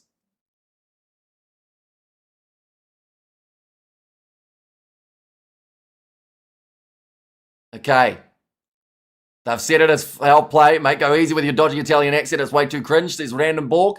Which name did I say? Ioane's not Italian. Like, in terms of where he's from, though, but which name was it? I'm trying to think of, like, because of the tongue roll, I guess, that it's insulted your feelings. And All Good says Naidu. And please, not a neck roll, says Neo. But now, Paolo Garbisi, Australia charging a little bit too early. And our comeback's up and running, says Studs Rays there. Okay, restarting the shot clock here too. Shot clock restarted. Paolo Garbisi struck that one. Oh, he's hit the upright again. It's twice in a row that he's gone for the kick from that side of the field. And both times that he has ended up connecting with a post. Maybe should change my mind about New Zealand, says Cool Story. And also South African TMO must be married to an Aussie, says now, and it doesn't worry you. When a world-class player plays poorly against their country of origin, Gibson Park's era today was unjustifiable. Not really. Like, what, you're saying that it's rigged or something? Maybe that one's going to be slapped back onto the side of the Italians again, or Dogwu. Tackled by Carlo Tazzano. We have honestly too much rugby going on unless you have depth, says Naidu. The ball is still there for this Italian team. It is Alessandro Garbisi. Does go away to the left-hand side. Riccioni. And we have got there, honestly, too much rugby going on. And this isn't even a contest. Well, it's a bit closer to a contest than it was before. They've at least scored. And now, that one's gone up in the air. And now picked up by Josh Canham. He's already got 2 tries. Now Brandon Paenga-Mosa going back away to the left-hand side, moving it on to Harry Potter. Been influential throughout this first half. New Zealand is a dangerous place. Have you not seen Lord of the Rings? Says Neo there. Now offloaded up again. How do you feel if New Zealand lose to any of the South African unions during the tour? I mean, I'd be impressed. But at the same time, like, it's rugby at the end of the day. 80 minutes can be completely different week in, week out. And who knows, maybe New Zealand, they underestimate the South African URC sides and maybe make too much rotation and could backfire. But now Lonergan goes back to Angus Bell. What kit in the game? Australia wearing the green and gold, and Italy are wearing the blue, the dark blue like they normally would have for their home kit. That one's going to be hitting the referee. There's a knock-on from Australia, and Italy will now have themselves the chance of the scrum feed. And we have got their Vegemite is better than Marmite. Says Jason, do you think South Africa will destroy Wales? Says Kahu. Yeah, probably. Like, don't get me wrong, Wales, they haven't been going too badly, but it's not going to be ideal. Once again, we'll go like that. And we'll go like that. Handling errors at the moment is 4-3. Australia also leading 69% in terms of the possession compared to the 31% that we've seen from the Italians. Last South Africa versus Wales was 73-0. Says Slow GT, it was. Although it was a little bit of a circumstantial game. But in terms of the meeting before that, I believe South Africa won at 42-15. Or somewhere around there. What's more likely to be the hiding, Fiji versus Scotland or Boxers versus Wales? I think they've both got a good chance of being the highest. I think the series is going to be really good. New Zealand against South Africa, says Jared. Joe Schmidt talking into the microphone at the moment. Relaying the tactics down onto the field. And we have got there Wales 30, Box 31 in 2014. Says Naidu. Alessandro Garbisi. Oh, free kick goes the way of the Italians. Not even getting that ball in now. Paulo Garbisi goes across to a dogwheel. Moves it on again. This time Alessandro Garbisi up to Lorenzo Pani around the halfway line. Now fired across with a nice skip pass into the hands of Mohamed Hassar. I'm going with a similar score. 60 points to the 18. Says Wayne. Is anyone permanently blocked from your channel? I think the spammers stay permanently blocked. I don't know if anyone else has snuck in. Maybe a couple have snuck in there because of, like, I can't see when moderators time people out or, like, block them. So because of that, there's probably a few names on there that we haven't seen in a long time that were like, oh, that's where they've ended up. But because of all the spammers' names, you can't actually find the other ones. Now going away to the right-hand side on the halfway line for Mohamed Hassar again. Now back into the pocket. Now Garbisi.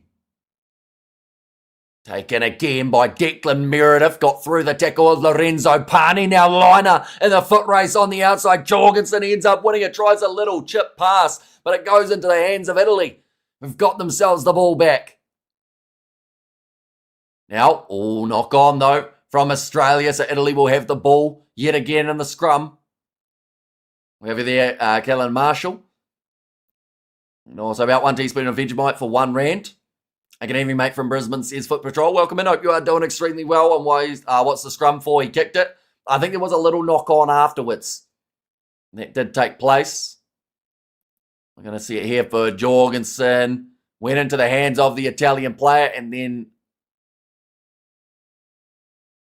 there must have been something after that, you'd assume, as to why the scrum came in. And Italy scrum really not bad. No, it does all right. Tackles made 145 made by the Italians. They have made an extra 100 tackles compared to their opposition here. And the tackle completion is still 85% either side. And we have got there the donation as well from Slow GT. Thank you very much. Greatly appreciated, mate. And different sides. And, Rossi will want to make a statement to end these first few rounds. So I say 62-3. Okay, so you're going 1 3-pointer. That would have to be early from the Italians, right? Because or else I think if you're losing by 59 points, you're not looking at taking the early, or you're taking the 3 at any stage maybe in the whole game. We over there, thanks very much. Says Mohadin. Now, 34 minutes remaining currently, second half. It is 5-0 in favour of the Italians. Danilo Fischietti makes his way on for Mohamed Hassar. We have got there, so you want to be a mod, do you? Says X-Row. I'm saying box 104-15. Don't get me wrong, I was pretty harsh on Wales in my preview because I said that the box were going to win by 45, which I actually think is way too high. But they put on a hundy. It'll be a bit rough, wouldn't it? Definitely because Wales haven't gone bad in either of their games so far. They've had 1 win, 1 loss. It's a penalty to the Italians. At scrum time, it would be great if Italy can launch a comeback, says Jan. I said 15-5 to Italy second half, says Wayne. So, yeah, currently shaping up not too badly in terms of that prediction. The Australians have already got themselves the bonus point, but the last thing they can do is just go complacent. And New Zealand's looking pretty. The box still to play Ireland and France away, says Naidu. And 45 is not high, it's realistic, says Kahu there. Alessandro Garbisi didn't quite get their ball. And Angus Bell's been heavily penalised throughout the scrums of today. We'll mention we've still got plenty more games that are coming up later on, ladies and gents, including upcoming matchup between Fiji and Scotland. Nicely taken by the Italians round the halfway line. Not the best pass from Juan Inacio Brix, but taken by Odogwu. Now Garbisi, inside ball back to it would have been, I think, Favretto. No, in fact, that's Vincent this time. And a penalty awarded to Australia. Just a reminder of whole humanity. I know the difference between lose and loose. Or loose and loose.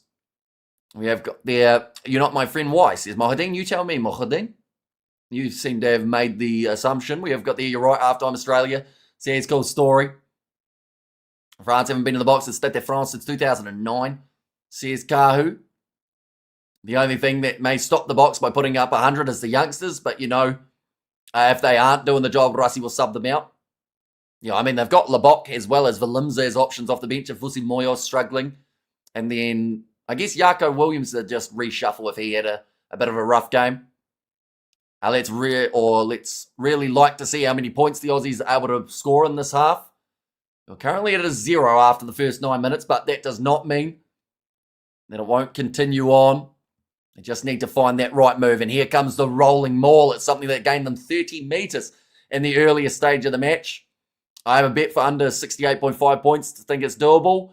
It'll be close to that. I think we're going to get between about 60 and 75 points from this game. But it is another mistake from Australia. Scrum feed for the Italians. Wales should kick for the Poles. Every penalty they get. They shouldn't lose by 0 again, says Liza. They'll just chuck it to Reece Curry. He'll be all right. He's scored a lot of tries recently. Thank you, Jason, for your donation. It's greatly appreciated, of course. I feel like that's me for putting up with you as well, to be fair. Because at times you probably are aware as well. You're not the easiest one to deal with. Currently 10 minutes gone in this first half. We have got there, it's a waste of a good steak. And also, Rossi injured his Poto. And Italy is going to cream Australia. Well, they've got to keep going. The momentum at the moment is almost in favour of the Italians after the early mistakes that we have seen. But this time now, free kick goes the way of Australia, just not putting the ball in for Alessandro Garbisi. And now quick tap taken by Rob Valentini.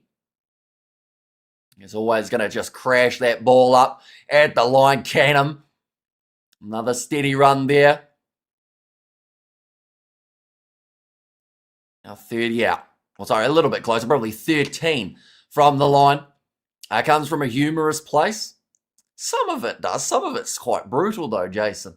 It's like when I mean, I've already mentioned about it, but when one of the moderators had blocked you and I found you and I got you back in, but not after I had heard all of the stuff you were saying. But now, quick pick and go there from Harry Wilson. Again, will be 1 metre short of the try line. Australia, they were here multiple times throughout the first 40. Tackle release. Italy have to stay onside. That is an advantage for offside. Literally the next phase. They decide to give it away. In my mind, I've just contributed $1, says Neo. Well, thank you for your virtual donation too.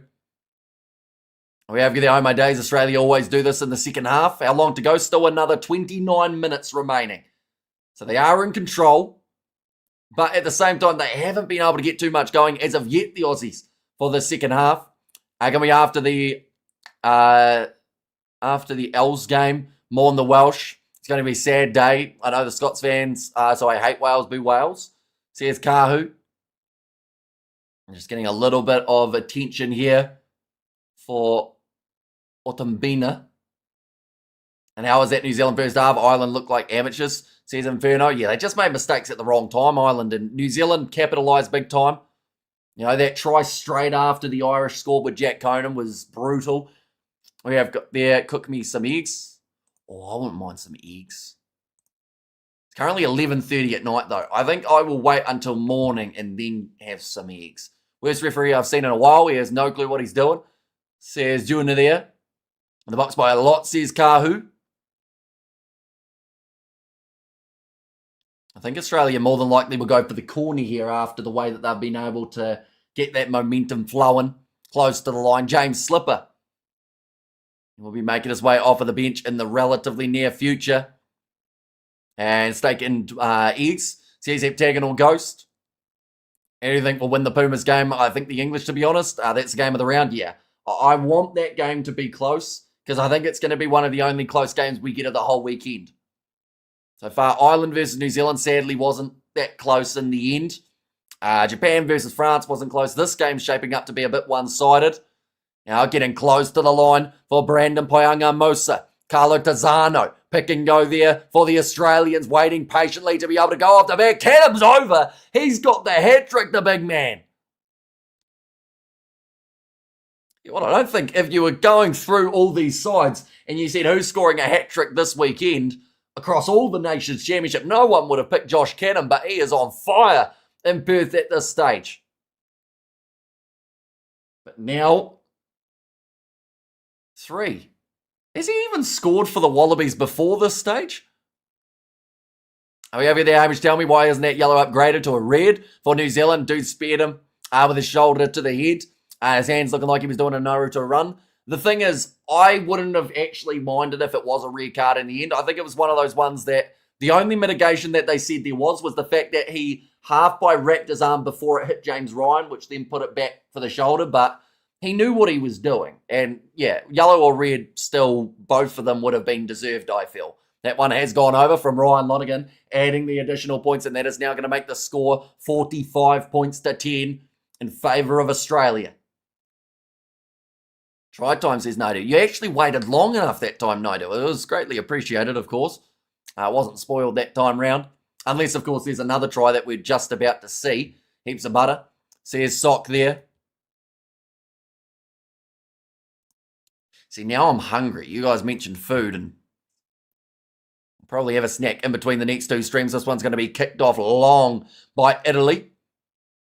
Kicked into touch by Declan Meredith. Aussie scored a try, says Dara. They certainly did. And we have got there, hopefully he apologised. Says Inferno. As Naidu delayed. This time he was, which was good. That's how we like it. Slight delay there. What did you eat? No, I haven't had anything yet, but later on in the gap I'll find some sort of snack. Line out here for the Italians. It's going to be a Dumchif. Throw this one in. And nicely taken by Italy with Federico Rosa. Now away to the right, Juan Inacio Brex tackled round halfway. Looking for the steal and the breakdown, and he's managed to get it there. Carlo Tazzano. I also do see that Polo Garbisi and Alessandro Garbisi have both been taken off. And we have the kick in the box go to 1. Says more dead ball stolen by Wilson, but they'll go back for the initial infringement. It'll be the scrum feed for the Italians. This red wine is so good, Aussie Shiraz. Says Naidu. Bonus point in play for the Australians currently. Every time that they score, they get themselves that little bit closer towards a decent points differential for this competition. And we have got there. I just massacred some Doritos, says Jason. What flavor? I used to love the salsa ones. I got some Thai sweet chili as well, but I haven't had them because apparently they're spicy. So I haven't tried them yet. Oh, I love when Italy loses, says Inferno. And now Riccione will make his way off. Italy must play in the B League unless only there to make up the numbers, says Angie. Well, it's kind of the Six Nations side, though, so that's how it works. How you have the Six Nations team, and then also New Zealand, Australia, South Africa, Argentina, the Rugby Championship sides, plus Japan, as well as the Fijians. And Italy can't play Australia. Break their streak of losing. Looks like a Matasiro may not be a mile away from making his way on either. Wonder if they'll leave Canham out there or whether he's the one who gets replaced.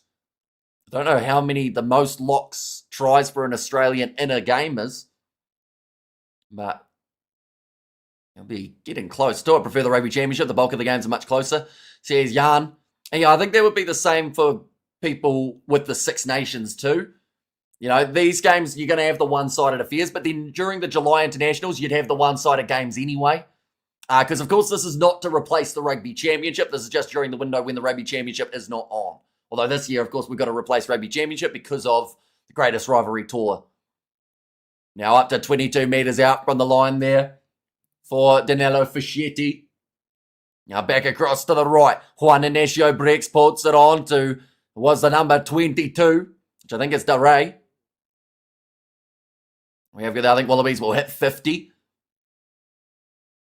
And also, who had the easiest run so far? Would you say New Zealand has it easier than South Africa because they played the tougher teams first? Or would you say it's the other way around? I'll come back to that in a moment because Australia are about to have a counter-attacking chance flying down the wing. It is Harry Potter, just gets out onto, but somehow stays in the field of play. He's still going, Potter, but now gets wrestled into touch, although he throws the ball back infield, and it's back on the side of the Italians. So would you say New Zealand had it easier than South Africa because they played the tougher teams first? Or would you say it's the other way around? So in terms of the overall, I think that South Africa playing in Dublin and in Paris is going to be brutal. But then I also do think New Zealand playing at Murrayfield and Twickenham could be considered that as well. So I'd say it's relatively even. We have got there Gli Azzuri says a young Goba now a Matasiro to make his way on to the field becomes Wallaby 998. And the 27th player to debut under Joe Schmidt. We're getting close to the 1,000th Wallaby. I wonder if the 1,000th Wallaby is going to be someone from Rugby League making the switch. What do you think? Or what do you make of Scotland in this competition? They played pretty good. Me not being a Scots fan, says Kahu. And also I have a question. If Ireland played Australia 1 week after that Italian match against Ireland, would Australia destroy Ireland or was Italy in their absolute best form in that match? If Ireland played Australia 1 week after that Italian match against Ireland. So you're saying that Six Nations match last year or earlier this year, if they had played right after, would they have beaten them rather than losing in the round? Oh, Suaalii almost regathered but drops the ball forward. I'll go back now for another Italian scrum. We've had a lot of Italian scrums throughout this round. And it ain't all 6 rounds played in the Southern Hemisphere and 6 rounds in Northern Hemisphere, says Inferno. No, so you got the split. So all of the Southern teams are heading north now. The only one that's the exception is Fiji. They head north both times. Scotland playing brilliant rugby. The issue they have is depth, says Wayne. What do you think of Ben Jason Dixon? I feel he's been underperforming a little, says Young Dagger. I think he's still young enough and green enough, though, that he will be able to slowly keep on improving. I think that's why, again, it's beneficial being in Rassi's squad, because if you're a guy who maybe doesn't fit into a starting lineup or a secondary team, you can still get opportunities to keep on trying to improve. But Tate McDermott, he has made his way onto the field wearing that classic headband that he did have on last week too. Looked a bit like, who did I say he looked like? I can't even remember the name of the guy. I think his name was Ben. Maybe. He was a Brumbies winger though. Double amount of games equals double the Hamish. There's Inferno. Now still on the side of the Italians when it comes to the scrum. Now going across to the right. DeRay moves up to 40 metres out for the Italian side. They can still technically get something from this game, though. They would need 2 more tries to receive the bonus point. Great work from Amatasero. Manages to win the not releasing penalty. It's somewhere that they've targeted throughout this game. They're giving the credit to Tizano, but I think it was Amatasero first off who managed to get his hands on it initially. And we're lucky. Great White Sharks don't have thumbs, says Extra. So are we in Italy right now? No. But Italy will be home for November. Now Zabonin is on the field. But just getting over there. Amatasero alongside Carlo Tizzano. Wait, never mind. Says Inferno there too. Now line out for the Australians once more. They're just talking about... Oh, there we go. They've just said there. Josh Canham is the first lock in Australian rugby history to get himself a hat-trick. We have there such a small crowd. Well, it's in Perth.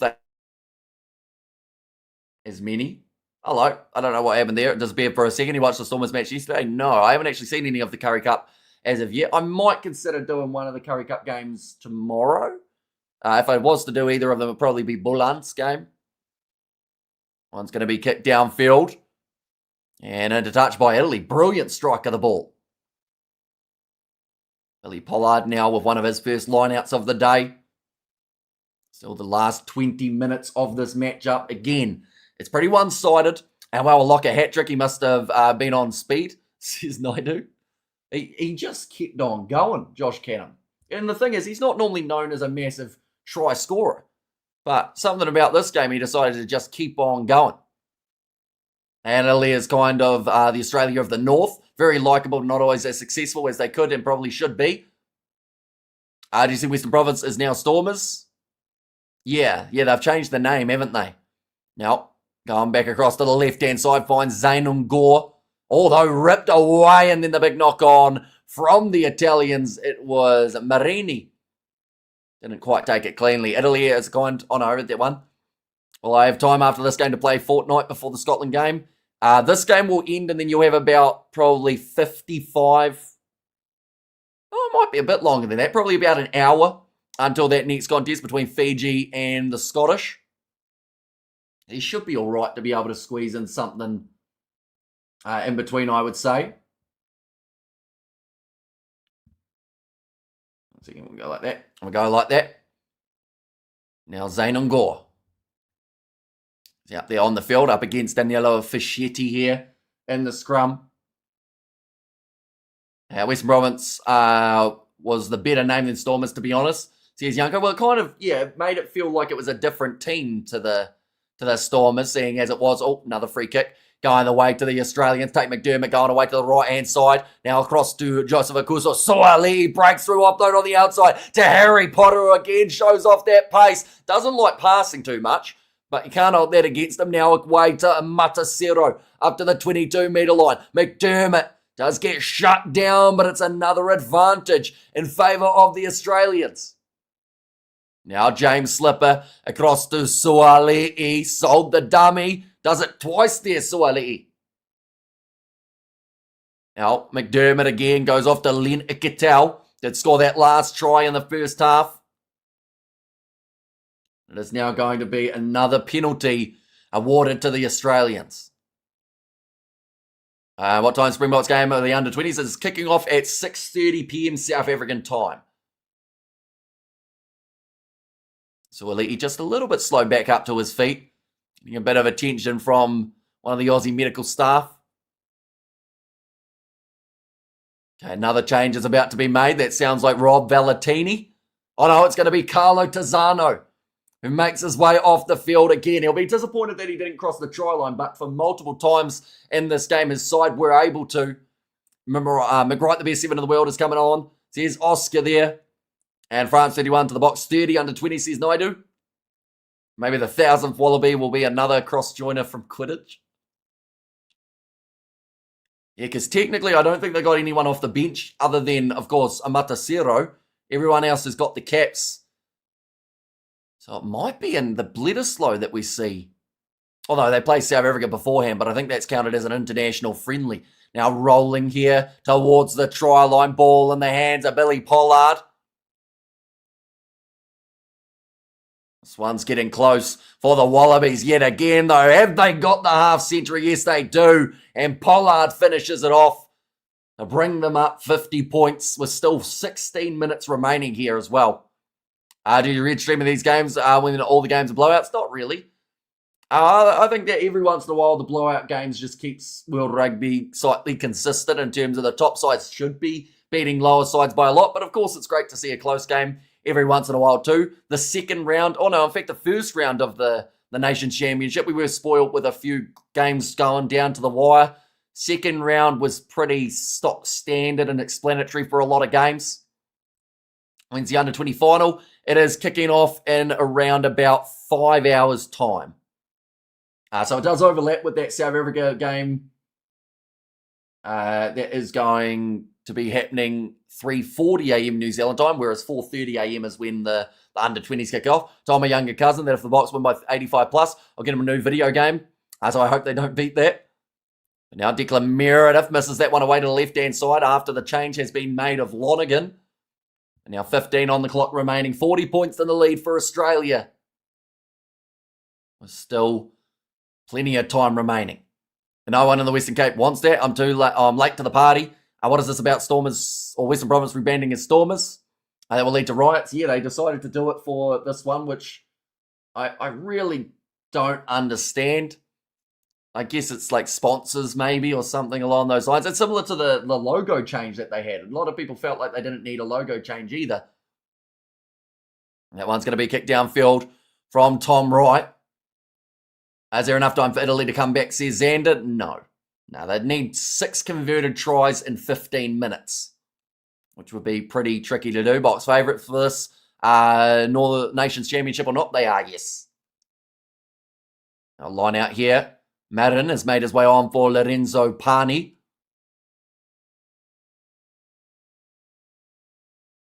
Ready to throw it in.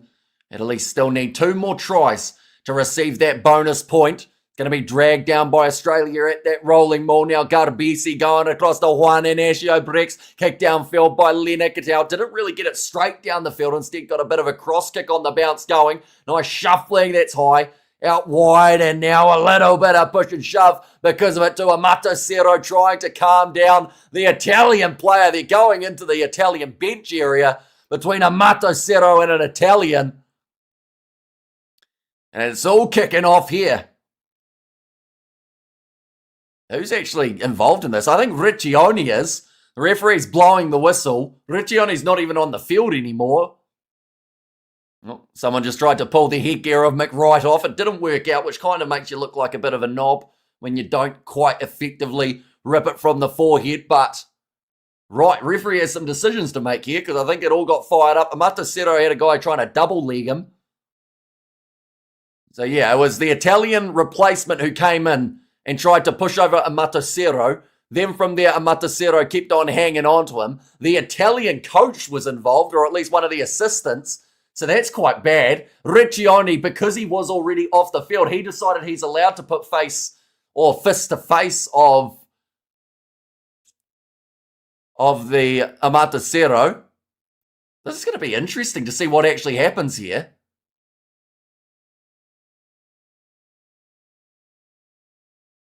Yeah. Non-participations in this game jumped in. This could be quite bad for Marco Riccioni Because when you're not actually a member of the team in terms of the starting 15, you're almost in the rugby law equivalent. You are a fan on the side of the field, even if you were a player. So this is going to be really interesting to see what this call is from Riccioni.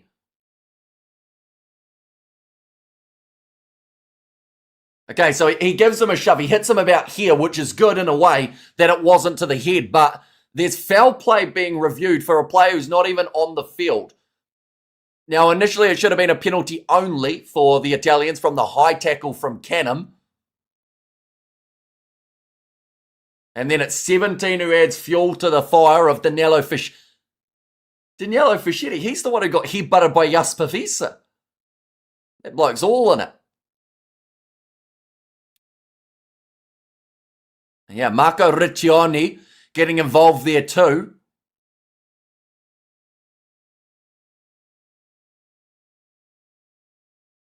Okay. So, the first offence is the high tackle from the Australian.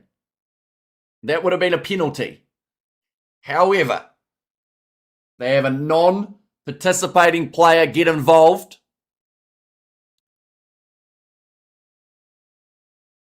Okay, so Marco Riccioni now is sent to the stands with the red card or down the tunnel. He will not be returning in any fashion for this game. Full circle moment, Jasper would be proud. Yeah, he's a non-participant. You feel slightly bad for him. He seemed like he was actually quite apologetic. So it is going to be the penalty. And the crowd were giving him a little bit of stick for it as he was going down the tunnel. Now, of course, there was nothing too significant in the strike or anything like that.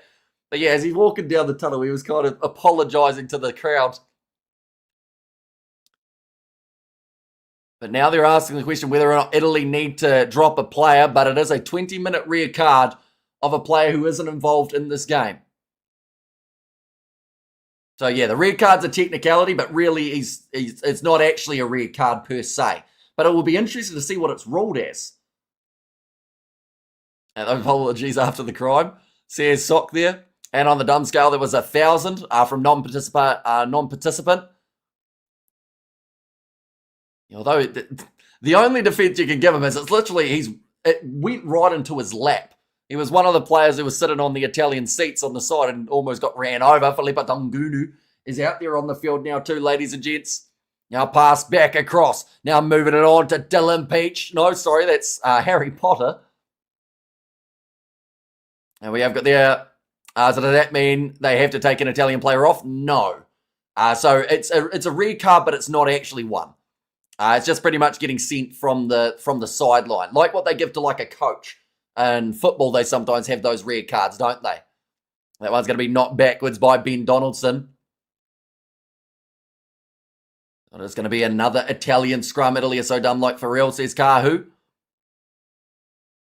Still 13 minutes remaining in this match. It's going to be running a little bit deep in terms of the timing. But the next game that we are covering on the channel, it is Scotland versus Fiji. That one is going to be kicking off in about an hour and 7 minutes time. Anyone who hasn't already, of course, be sure to hit that subscribe button.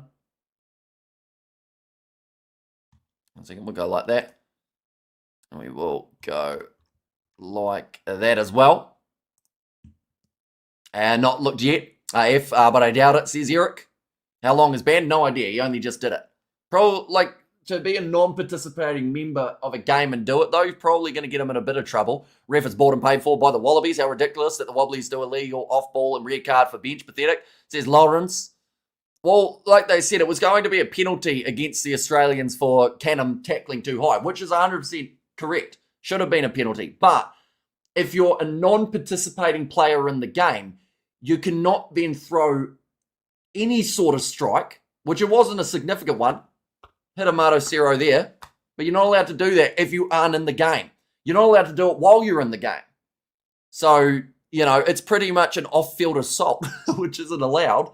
So, don't get me wrong, should have been a penalty to to Italy, but at the same time, you can't go assaulting players off the field. Australia are useless at rugby currently, says Lawrence. I mean, they're beating Italy by 40, so they're doing pretty well in that regard. This will be their first win of the July internationals. Even old Buckius didn't do this. Yeah, like, it was quite funny because the coach was involved, or like the sideline medic, I think it was. Two great commentaries already. Amish says Tony Muir. Thank you very much. Greatly appreciated. A dog move with the offload to now. It is Monty Ioane. He did score earlier on in the contest. Italy still chasing the bonus point. They would need 2 more tries. Takuna is wearing Victor Matfield's scrum cap. Says Liza. And he should be bound from the ground like a spectator would. Yeah, so he got sent down the tunnel, which pretty much, I don't know how that works after the game. I don't know if he's allowed to come out and do handshakes. I'd assume actually not. Although the Aussies will probably meet up with him anyway and give the handshakes off the field. He's not really known for anything like that, Marco Riccioni, so I think he just got in the heat of the moment, a bit caught up. Dogwu sitting 20 metres from the line. Italy still with the ball in hand, 10 minutes remaining on the clock currently. No, for Italy to win now, 14 Aussies would need to have sudden heart problems. And look at this. Welcome to International Rugby Australia, says Martin. And Ongor. Oh, he gets the turnover in the breakdown again for Australia. Hamish, if you were on the committee, would you give him a live band to send a message to other players? No. I don't think it's a situation that happens enough to warrant doing anything significant. But yeah, it'll be a don't do it again, and maybe you maybe give him 4 weeks if you really want to be harsh, but it would have been worse had he made connection with the Australian player's face with his hand rather than on there. Oh, we have you there. Let's go. The Aussie says Dara. Uh-oh. This isn't good news here. I think there was an Italian player. Oh. So it's HIA for James Slipper. I want to say that there was an Italian front rower who went off there. I don't think we're quite at uncontested scrums as of yet. Can't wait till the All Blacks dismantle the Springboks. And where was this Wallabies team all along? Well, they were there for the first half up against the French. They just weren't there for the second. A line-out throw here for Pollard. 9 minutes left on the clock. Nicely taken again. Kate McDermott. Going away to the left-hand side. Dongunu. What about flicking it up to Jorgensen, and does not too badly in that regard. Rennie seems to be using this tournament as a training exercise for the New Zealand upcoming tour. Now Bell. Whistled down by it would have been Marini. Now in behind, Tom Wright goes to Joseph Akuso Suali'i. Offload up to Fraser McWright. I feel like Australia maybe haven't done with their scoring as of yet here. Italy also look good to score maybe one more. Matasero. Now looking for the steal in the breakdown. That's going to be very close. They don't manage to rip it away. What's up over here? Hi, H and friends, says Ria. Welcome in. Hope you are doing extremely well. Hope you are excited for the rest of the international games that are taking place today. The next one, Fiji versus Scotland at Murrayfield. And narrow win, 40 points, says the Massa there. And a penalty awarded to the Italians. We have you there. Well, what's up over here? Hi, Hamish. And Australia will win because the refs are playing on their team and they are dirty players, no respect for them. Says Happy Life. I saw a video of Russie crying about Mapimpi.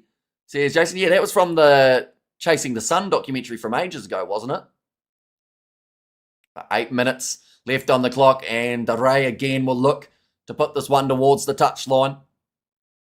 Wait, what happened? So pretty much what happened was there was a bit of a scuffle on the side of the field between 2 players who were playing in the match. And then from there, Riccioni, who had been subbed off the field, also got involved. And because of that, he got a red card as a player who wasn't playing and then got sent down the tunnel. It seems like I missed a bit of controversy. Can you summarize what happened? Pretty much that. So yeah, they now, I don't know how they rule it because it doesn't happen often enough for them to have a decent, I guess, opinion of what it is. Now, rolling more here for the Italians now. And hi, mate, how are you? Thank you for the coverage, says Regine. No worries at all. We've got plenty more coming up in the future. That is another advantage now in favour of the Italians. 7 minutes remaining. Now back to the left. Oh, loose ball picked up by Lewis Liner. And cheers, thanks, says Yanko. They will go back for that initial Italian penalty, and it looks like they are getting to the mark quickly, potentially looking at the quick tap. The box by 40 plus tonight. I went 45. So I think it's a decent chance as a whole. But now towards the corner for Dare. And when a player on the bench was red carded, yeah. So he had been on the field and then he went off, but then the scuffle took place pretty much right into the Italian area on the sideline. And then he did throw like a shot to Amatasero's collarbone. So yeah, he got sent down the tunnel. I've got there's still time for Italy. Says Stefano, are you covering the junior rugby final? No, sadly, because it does overlap with South Africa versus Wales. Now rolling maul here. Currently doing a bit of sideways shuffling for the Italians. They're looking for their third try. They'd still need another one after that to receive the bonus point, but this is going to be one of them as Italy go in for their third try of the day.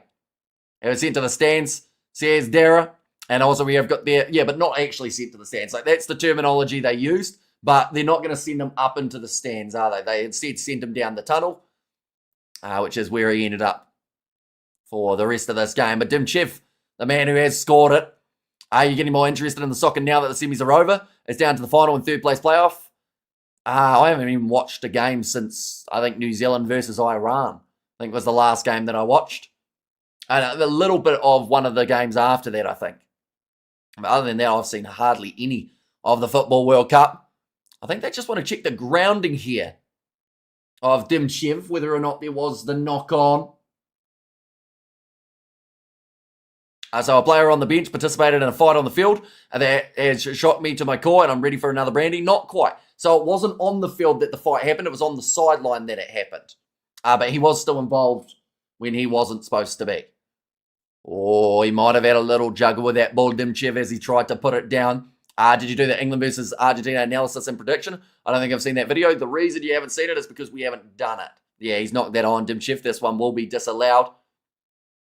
But I think it's going to be really close and one of those back and forth type of contests. We have got there, stop making lives like this. It's bored. We want to watch the rugby. Well, watch the rugby. Just work out where to watch it and watch it. The fact that you have been back multiple times by the sounds of it and still haven't worked out how to actually watch a game of rugby rather than me talking about it says more about you than it does about me. Because, fun fact, you can watch these games. You just have to know where. Xander have a double. I put everything into perspective, says the master there. And we have there England-Argentina. Semi was fun to watch. Rugby, a continuation of that today. Yeah, I think there's going to be some fiery players out there on the field. Now popping it up to Ross Vincent. Oh, big shot on him by Amatasero. Still 5 minutes remaining on the clock here. This game is ugly for no reason. Says so incredible. Yeah, like the scoreline isn't exactly making it close. Oh, that was high on a dog woo. Like he grabbed its forehead straight away. Now DeRay again moves it on to Monty Ioane. There's enough time remaining still for half a shot of Italy chasing that bonus point, although a bit of a counteract from the Australians, although in off the feet is the call there. Now back across again. You got Hamish Seshu in there as well. I put my entire cutlery on the box by 44, says Young Dagger. Oh, it's a huge driving shot from Filippo Dongunu. They'll go back for the penalty again and almost a bit more push and shove. And off the feet. Oh, the breakdown, you agree? Why is it ugly? Maybe it's hard playing convicts, says Naidu. I mean, you're calling them convicts, but they aren't the ones with the red card here, are they? And that says Liza. Bonus points still in play for Australia. 40 points difference. Anytime now Italy is going to start playing, says Stefan. Well, they started the second half with a bit of a hiss and a roar. They did actually really nicely in the first moments. Okay, they're just checking on Monty Ioane here. Are you doing the last part of the under-20s match? Maybe. We'll see what happens. Normally what will happen, though, is I jump off and then do the review straight away. It's actually on free-to-air TV in the UK, but I don't like their commentary, so I watch the game while listening to you, says Mark. Oh, It was relatively high from Dungunu initially. But they aren't going to have a look at it. One's going to be kicked dead by the Italians, though, as they look for the corner. Great as usual. Hamish, best commentary of all. And also should be imprisoned for murdering the English language. Says Extro. We have got there. Are you gay? From Jax. Sorry, but I'm not. So you have to find someone else. We have got there. Is this the best ever year of rugby? I mean, it will be all right. I think last year was pretty good, though, wasn't it? With the Rugby Championship, the way that it progressed, the Six Nations, some thrilling games throughout last year's comp, although this year's Six Nations, some would say, was even better. Now another scrum with 2 minutes remaining. Are you sure they're going to make a comeback? Not known, or not. Australia is known for that, says more plunder. And I'm well, thanks, Xander, ready for the Springboks. And yeah, that game is kicking off in only 3 hours, 30 minutes time. 2 minutes left. Still a chance maybe to get one more. We have you there. I would love if you would come and officiate our annual rice spitting Olympics. Rice spitting, that's interesting. Cooked or raw rice, Martin? I guess it would depend on how far you can get it, right? We have you there, do a video of best players that debut in the last few years. It's very different to your first comment, Jack, but it would be an interesting one. I feel like there are a few hidden gems at the moment in terms of young players with less than 10 caps who are extremely promising prospects. Now McDermott, again firing it away to the left-hand side, finds the hands of Zane Ungor. He thinks the Italians were based on Gold Coast. Says Naidu. What's your recommendation on getting a tough steak nice and soft? No idea. Normally, if the steak's too tough, you just feel like you're chewing cardboard. Well, not even cardboard. You just feel like you're chewing rubber, don't you? 1 minute remains on the clock here. Australia will be pretty happy with a 40-point win in this contest, although they may look for one more try. And Joseph Suali with a short ball. It was an ugly chopping tackle from DeRay. Now away to the left, Donaldson pops it on the outside to Max Jorgensen, fends off Liner, offload on the inside to Fraser McWright. He's off. That's a cynical play from Mikel Lamara, and he will be probably going to the bin for 10 minutes. In fact, I think it was one of the forwards. It might have been Fischetti. Now big run from Pollard as they move up to 22 metres out. McDermott, it's a brilliant phase of play here from the Australians. Valentini gets rid of one as he knocks them off. Still going Valentini. He's a battering ram and hard to put down. McDermott to Donaldson. Beautiful piercing run from the Wallabies to get the last try of the contest here. Italians left their hearts in New Zealand. Says chill there. And is there Six Nations Championship next year? There will be Six Nations next year, but there won't be Nations Championship. But Ben Donaldson scoring the try. What was a brilliant passage of play. There was probably going to be an Italian yellow card for holding back Donaldson initially. It's nice to see that he didn't let it get him down. He just continued to attack. The ref should be banned. Australia grabs the Italian around the neck, pulls him to the ground. Then the Italians get grumpy. So useless ref gives Italy a red card and a penalty to Australia, WF. The main thing that you're missing of that statement, though, is the fact that the player who was involved in the scuffle for the Italians wasn't a member of the playing 15. Not on the field, anyway. Marco Riccioni, at that stage, is considered as pretty much a spectator of the game. So you've got the original penalty that was going to go against Australia, which I agree on 100% as it was high. You could argue that Fischetti came flying in way too far out of the equation to then get involved with a Matasero. Maybe you consider that a 50-50, but still penalty to the Italians. But then when you have a player who isn't even involved in the game, getting involved, throwing a shot to the chest of the Australian player who is involved in the game, that's where that overrides just a little bit of light foul play. Come down, Hamish, you won't be able to sleep tonight, says Jason. That's the plan. We've got a long time still coming up. About 57 points to 10, the end score in this contest. There is still another game around the corner, though. 50 minutes away from us starting up that live stream. That'll be Fiji versus Scotland. Who's your favourite All Black now? I still like Peter Larkai, and hopefully he gets himself plenty of game time in the relatively near future. We have got there nothing but absolute demolition. Says war plunder. And also, so he should be banned from the stadium. Well, he is kind of, like, not from in general, but he did get the unofficial red card, and it will probably lead to a suspension. Wednesday, England versus Argentina game. That one's kicking off in 7 hours' time. That'll be the last game that we cover on the channel for the day as well. But nonetheless, do thank you all very much for tuning in. If you did enjoy, be sure to leave a like and subscribe to the channel, and I will see you all for the next one.